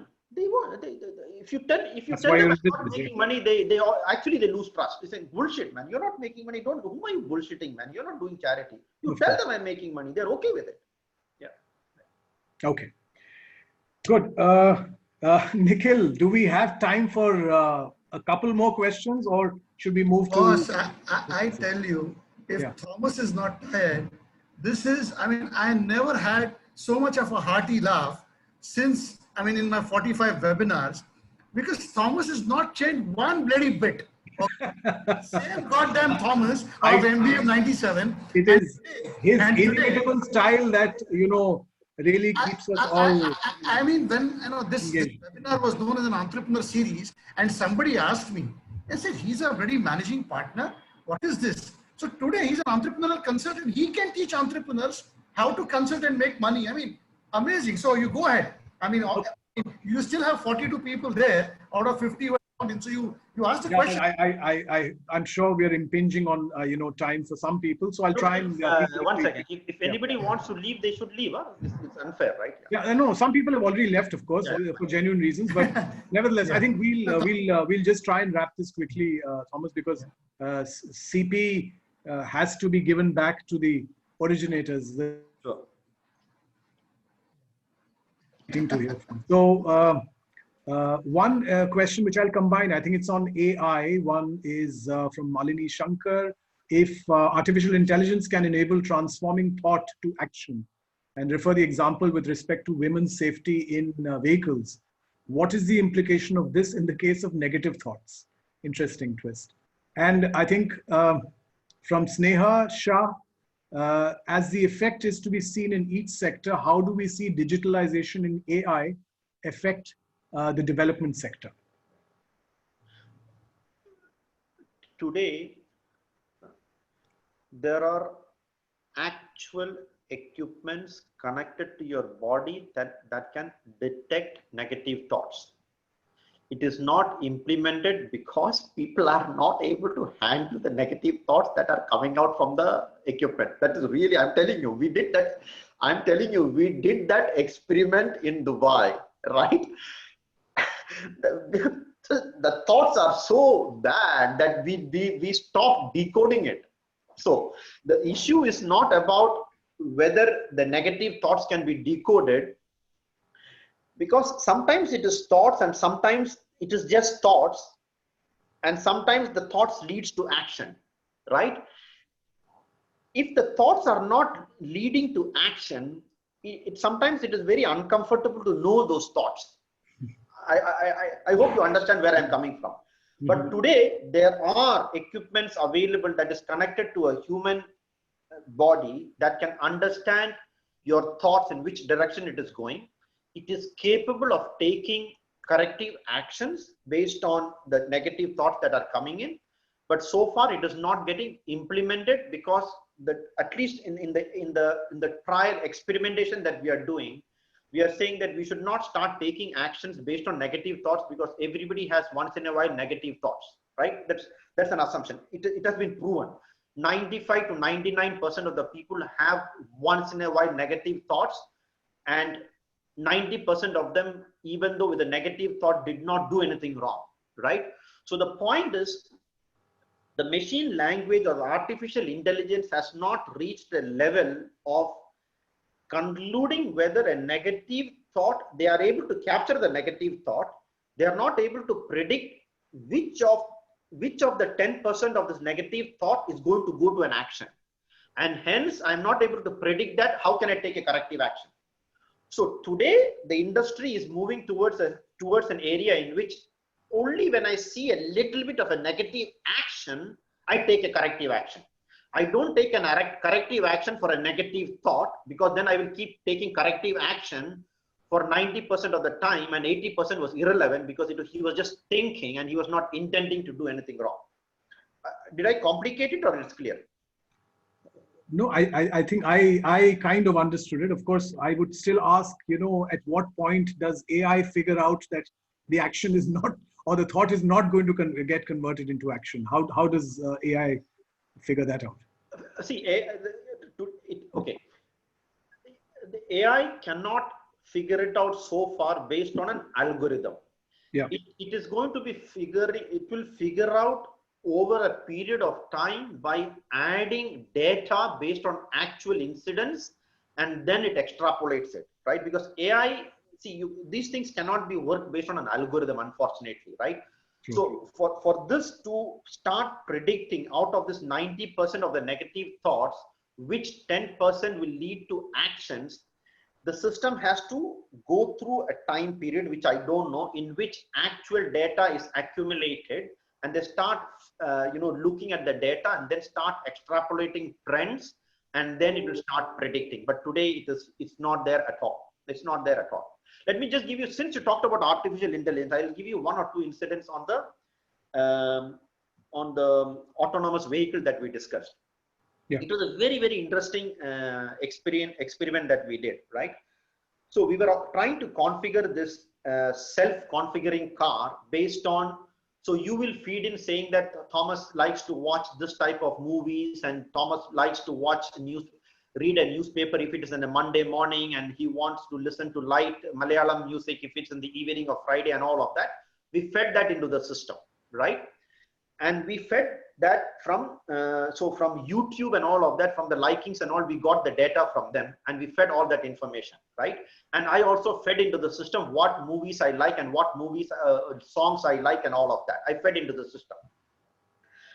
And then what was very surprising is when I said I'm going to the airport, and I said this is the song I want to play, or this is the newspaper I want to read, versus the system predicted what I want to read or what I want to listen.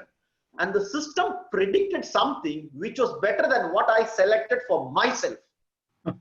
I repeat, the system, based on the data that was fed into the system, based on multiple data from YouTube and Facebook and all of that, predicted my liking better than what I suggested. That is happening today. Amazing. Yeah. Okay. I don't know if you covered the point on development, the impact on the development sector. I did not understand because development sector is a very, very vast area. What do you mean by development sector? Well, the question I can read is, how do we see digitalization in AI affect the development sector? I really don't have any details. I don't know if Sneha Shah is online, if you'd like to elaborate. Are you referring to a development helping the poor on healthcare? Is that what you meant? That poor. Why don't you use that as an example? And let me tell you, because it is unbelievable what AI and artificial intelligence and remote technology is able to do to healthcare today. 80 to 90% of the rural population who were not able to get healthcare treatment are able to get it because of AI and technology and connectivity today. It is proven. It is happening in India. There are experiments happening. I know people who are, there's something called ALDAR Foundation. You know, he's a very close friend. ALDAR Foundation was started by somebody who's ex-McKinsey partner who started ALDAR Foundation. He used to be with Bill and Melinda and Gates Foundation. 90% of the healthcare treatment that was not given in the rural areas you are giving it today because of technology, because of connectivity. You connect to the people. There are remote locations in which the people come into the room, it is connected, and the doctors are able to treat them remotely, which was not possible, right? And all related to technological advancements and all of that. So the development area, if I understood it correctly, if it is healthcare and education, I'm assuming it is the case, they are benefiting the highest versus the normal sectors, right? Give you an example. Drones. Where do you think delivering of packages using drone is most beneficial? People normally say that delivering packages using a drone in the city is more beneficial because it is very condensed and you can make so many trips and you can deliver the package very quickly in a city, and hence drones in the city is by far most efficient. No. There is 70 to 80% savings when you use drones to deliver packages in remote areas, because in remote areas you have to go bloody 10 kilometers to give one stupid package. Last mile, yeah. Last mile. In a dense city, one joker can sit in a car and put 10 packages and go. So it is already the human cost is allocated to 10 packages in a city. But if you're going in a remote area, somebody sitting 40 or 10 kilometers away, the cost of one human is allocated to that one package to a poor person sitting in a village. So the advancement of drone delivery is by far benefiting the poor people in the rural areas than the rich people in the urban areas. So all this digitalization, automation, artificial intelligence, data analytics are by far benefiting the poor people, the development area, and the rural population, not the rich people, not at all. Okay. Okay, I think last two quick questions. There are more, but I think, you know, in the interest of time, one is from a classmate of ours, Thomas Randy Pingall is asking, Philippines, hi Randy, if you're still there. Philippines' #1 resource is human resource. So with this digitalization era, what will happen to this human resource? I think you touched upon this already, but you may want to answer this. See, it is very simple. The answer, I think I'm going to repeat what I said. It is very simple. What will happen to human resource capacity is that they will start doing better quality work, as simple as that, right? So today you may be doing a piece of work which is benefiting $10. Tomorrow, if it is the repetitive, predictable work are the cheapest work, right? Because you don't see, human beings have a brain, simple as that, right? So wherever you can use your brain is where human beings should come in. So what do you mean by repetitive, predictable actions? You are not using your brain. You are being paid for your labor. And it is, again, I'm being a bit provocative. It is stupidity to use a human being for a labor. Because that is what a machine should be doing. It is predictable. Your human being should not be used for his power and strength and muscle power. He should be used for his brain. He should be paid for his brain, not for his arms and his strength. That is stupidity, right? So what will really happen with all of this digitalization and automation is human beings will stop doing this mundane work, which is giving them a lesser compensation. They will start managing the machines that will do the repetitive work, and hence they will be able to produce 3 to 4 to 5 times the output they used to produce without digitalization, and hence their compensation will go up, their income will go up, the lifestyle will go up, and they will be better human beings, happier human beings, as simple as that. But in the long term, in the short term, people will lose jobs, right? But that is how the world will develop, right? There's no other way to handle it, in my view. True. Okay, we come to the last question now. This is from Tina Witug. With the recession / cutbacks due to the pandemic, how is capacity building for the nationals, example, Emiratization? Are the locals more equipped now to take over positions that used to be with the expats? Or are they opening up businesses themselves? Note, I moved out of the UAE in 2015. So are Emiratis or, you know, others, here we have Omanization in Oman and Kuwaitization and Saudiization. How is it playing out?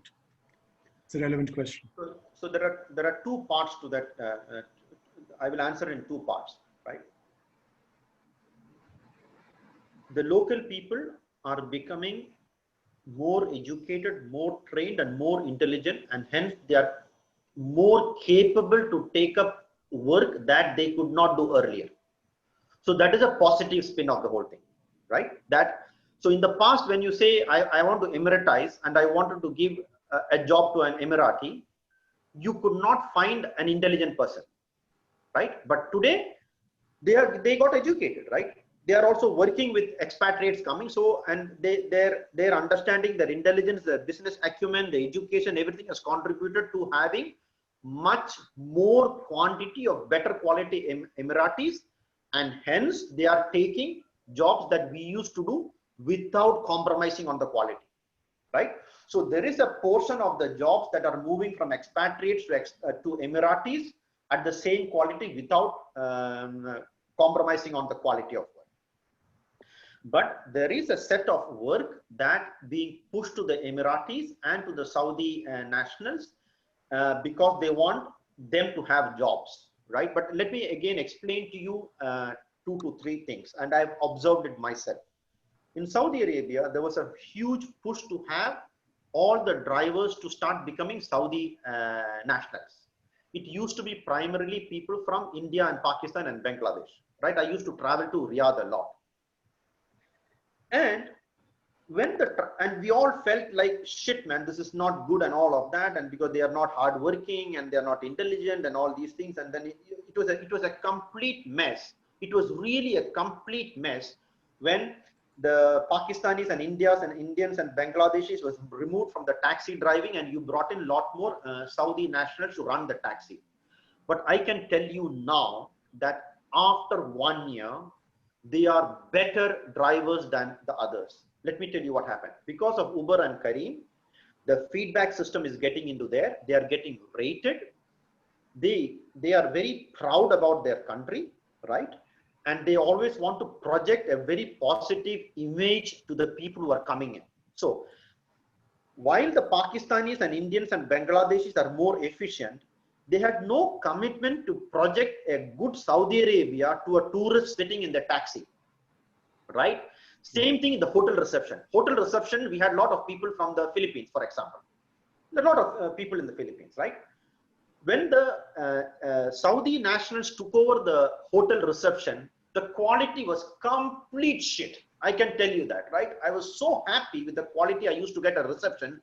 The Emirati, the Saudi people started coming to the reception to check in. It takes double the time. They make so many mistakes and it is a complete disaster, right? But after 6 months to 8 months, I can tell you that it is much better because they are sincere to project a good image of the country. When we go to the hotel, they're genuinely welcoming you to the country. An Indian or a Filipino, I'm sorry to be quite blunt here, they are not excited to invite anybody to Saudi Arabia. I don't care. I'm anyway going to, Saudi Arabia is a place for me to make money. I'm just doing my job.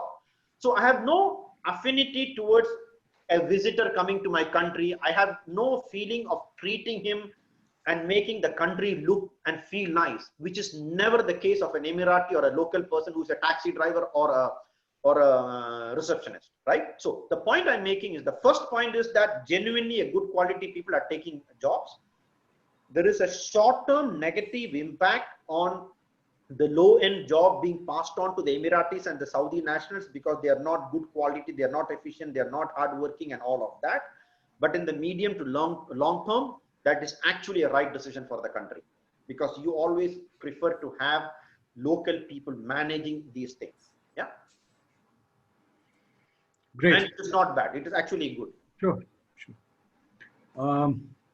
I think with that, we've almost overrun by an hour, 5 minutes short of an hour. It's not just past dinner time in Manila, it's San Miguel time by now, I think. So a lot of our friends there might be quite upset with this overrun. My sincere apologies for that. I think questions, no more. Yeah, I just see one last note for you, Thomas, from Alok Shankar. Hi, Alok. He says, now that you're making more profits or extra margin, are you planning to return some to your clients? So we'll close with that. No need to answer that, Thomas. Okay. Okay. All right. Nikhil, over to you. Nikhil and Asa. Oh, yeah. Professor Jumbo, I'll kindly unmute yourself. Yes, Nikhil. What can I do for you? Just a few words on your two students and talk. Yes. Professor Nishi. Very happy to. Okay, first of all, I'd like to congratulate Johnny and especially Thomas, right, for a great job, all right. And of course, we need to thank Nikhil and FAME and AAI for organizing this. I actually have a question, but which I'd like all of you to maybe think about. And it's this, we've all gone through the pandemic and the vicissitudes brought about by by COVID-19, starting in March of this year, and we've all gone through a lot. Okay, even in AIM, of course. Although I only teach part time now. Okay, I've seen my colleagues and the administration struggling with the challenges brought about by the pandemic. Campus has been closed since March, so obviously there's no face-to-face classes going on. Okay, but the question I'd like all of you to think about is this: what would you change in your AIM curriculum now that you've been exposed to challenges and problems that AIM never prepared you for, simply because none of this happened before, and no cases have been written on such challenges, as many, if not all of you, have faced these last 6 months or so. Okay, that's one. Secondly, I'm teaching starting next week. I'm teaching again for the first time since last September. And so I'm very rusty, as you can imagine. And it's going to be online. And the thing is, I've been saying a number of things publicly about e-learning. Basically, I'm saying it's really the future, and we all have to learn to live with it. And so I have to start putting my money where my mouth is. So I have to actually, practice what I've been recommending to my colleagues, not only in AIM, but in other educational institutions. So I find it it's going to be a challenge for me, and yet I'm inspired by what I've heard from you guys, Johnny and Thomas, this evening, and I'm hoping I can convert that inspiration to my teaching over the next couple of months. All of us teachers, Nishi, Purba, Richard Cruz, we all like to think that somehow or other we make a difference in our students' lives, and I'm hoping that with what I've heard from you guys and the insights that you've given me tonight, I can make some kind of difference in my students' lives starting next week. Coincidentally, this is the Master in Entrepreneurship class. All right, and so there's, excuse me, there's there. I think they're going to be facing the kinds of scenarios that Thomas particularly was talking about. And on that point, I think the comment I'd like to make is that 2070, what you're predicting, Thomas, may actually occur a lot sooner than you think. And the reason for that is because there are so many brilliant and creative minds that are attempting to solve all of these problems even as we speak. Just look at the problem of working from home. All right, back in March, okay, we had Zoom, we had maybe Messenger, maybe Viber would allow video conferencing, but look at the improvements that have occurred ever since. And it was almost like every week Zoom and Messenger and Teams, they would all come up with something new, something to solve the problems of working from home as they occurred. And so similarly, the problems that the visionaries in Dubai were looking to solve and to resolve by the year 2070 are actually going to be solved and resolved much, much sooner than 2071.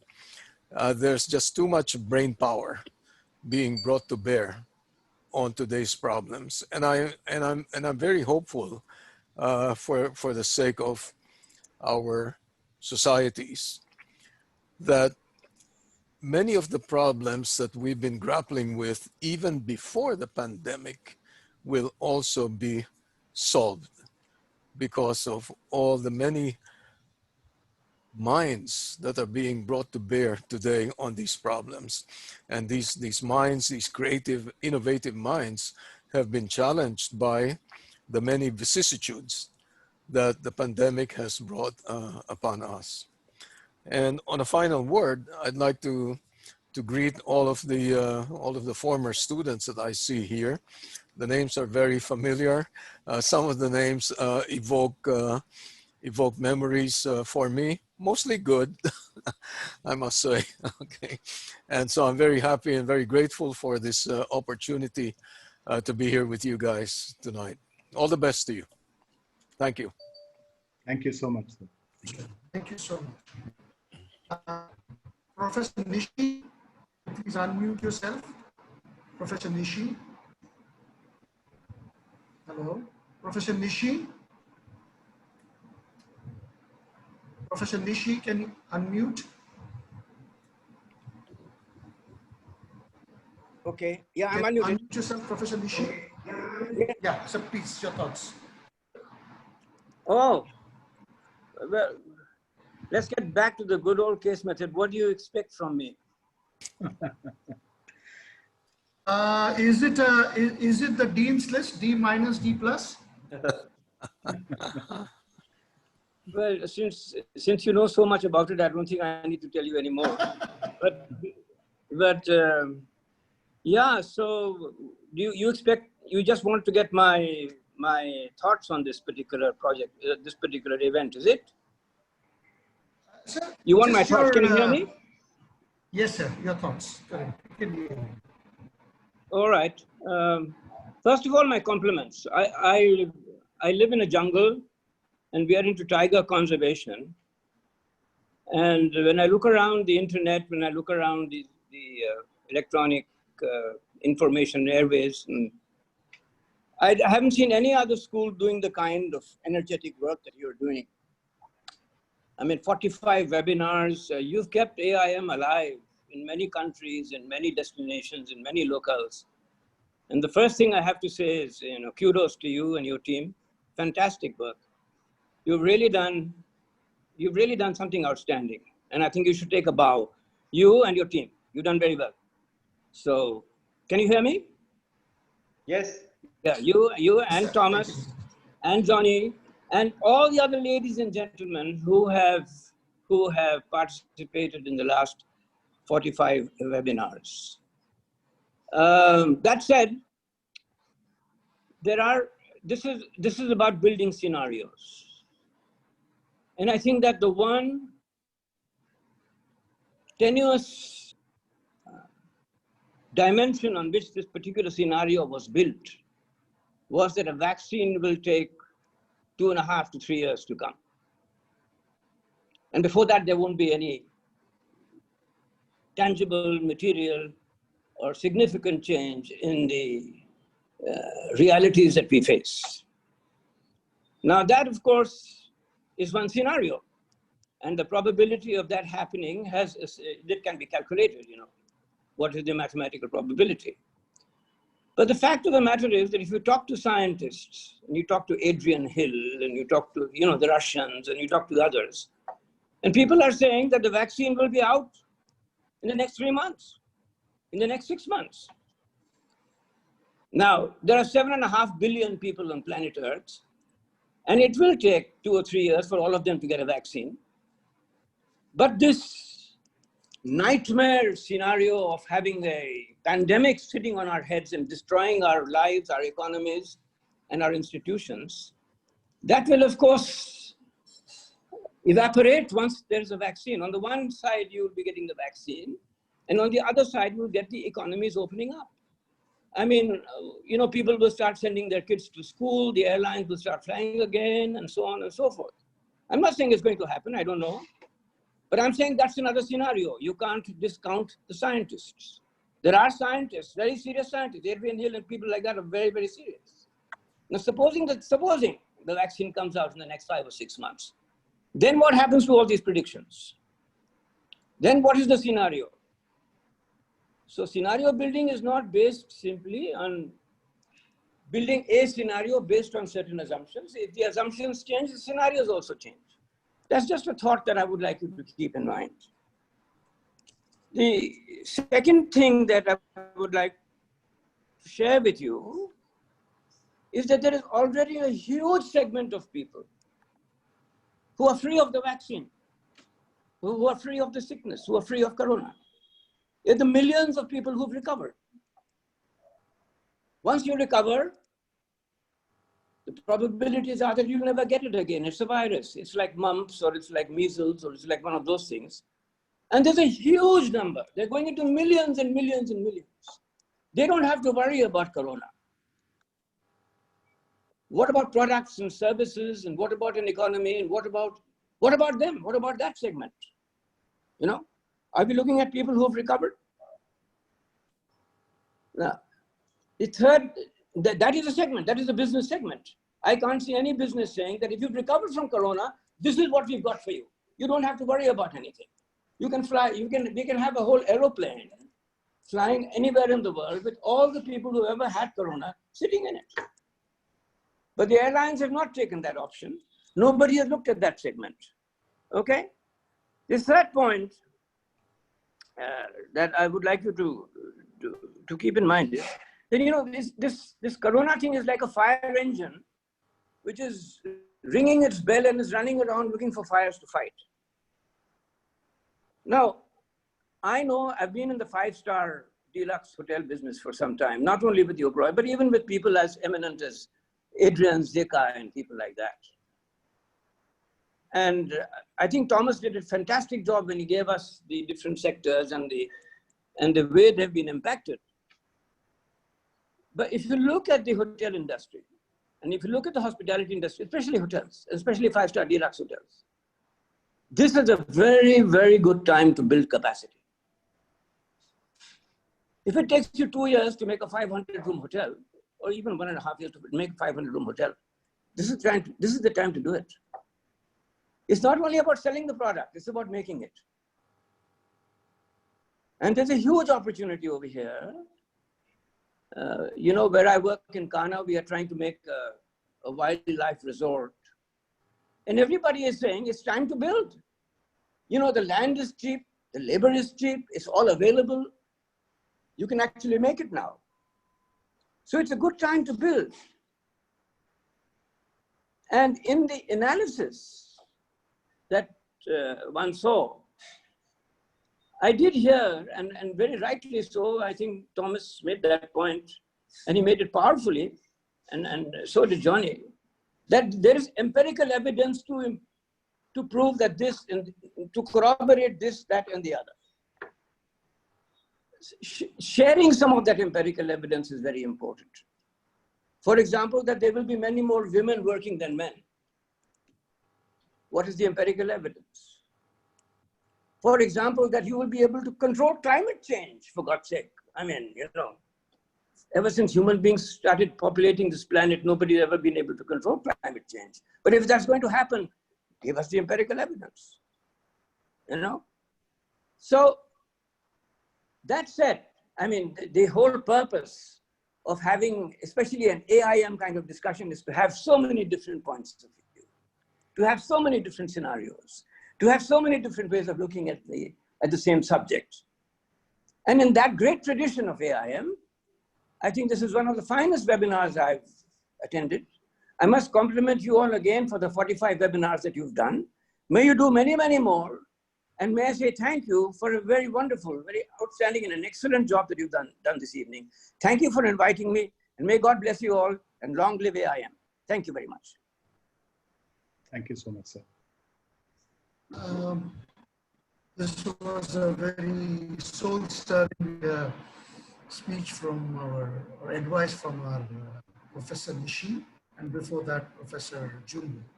So, Thomas and Johnny, this is like, you are like the Cholet pair, you know, and I think we should be having more of such webinars, because Thomas has a wealth of information. What he has touched today is just the tip of the iceberg, and this is the longest webinar which you have had. It's nearly 2 hours and 15 minutes, and it's been fantastic. So on behalf of AIM AI, and the FAME, as well as the entire network. Thank you very much. And big thanks to my executive member, Asavri Salvi. She was the one who said, let's look at Middle East. She was the one who got this into play. Thanks a lot, Asa. And Johnny and Thomas have really worked on this webinar, and the enthusiasm, the number of slides which have been changed, the presentation which has been changed. I mean, fantastic. I mean, this is like, I mean, this shows your love for the AIM, as Professor Nishi rightly said. And also, you know, I mean, the way you guys went about it was fantastic. No words. I am really overwhelmed by your support, and look forward for more such webinars, and also request you all to connect us with more alumni like you all, so that we can have more such webinars together. So thank you. Shabbat khair. Bye-bye. And in case the batch of MBM 97 wants to have a picture, we can all have our slides, so that we can, everybody who's there, if they can switch on their cameras, we can just have a picture taking, if that's okay. So Anish and whoever, Divesh, whoever is there, Prerit, Mr. Ajay Singh, Sumit, Singravelan, if all can switch on their cameras, it would be nice. Mohandas, if it's possible. Yeah. So I'll just click, says cheese, everybody. Thank you. Thank you so much. Thank you. Bye. Thank you. Thank you very Thank much. you. Pleasure. Thank you. Real pleasure. Thank you. Thank you, everyone. Bye-bye. Thank you.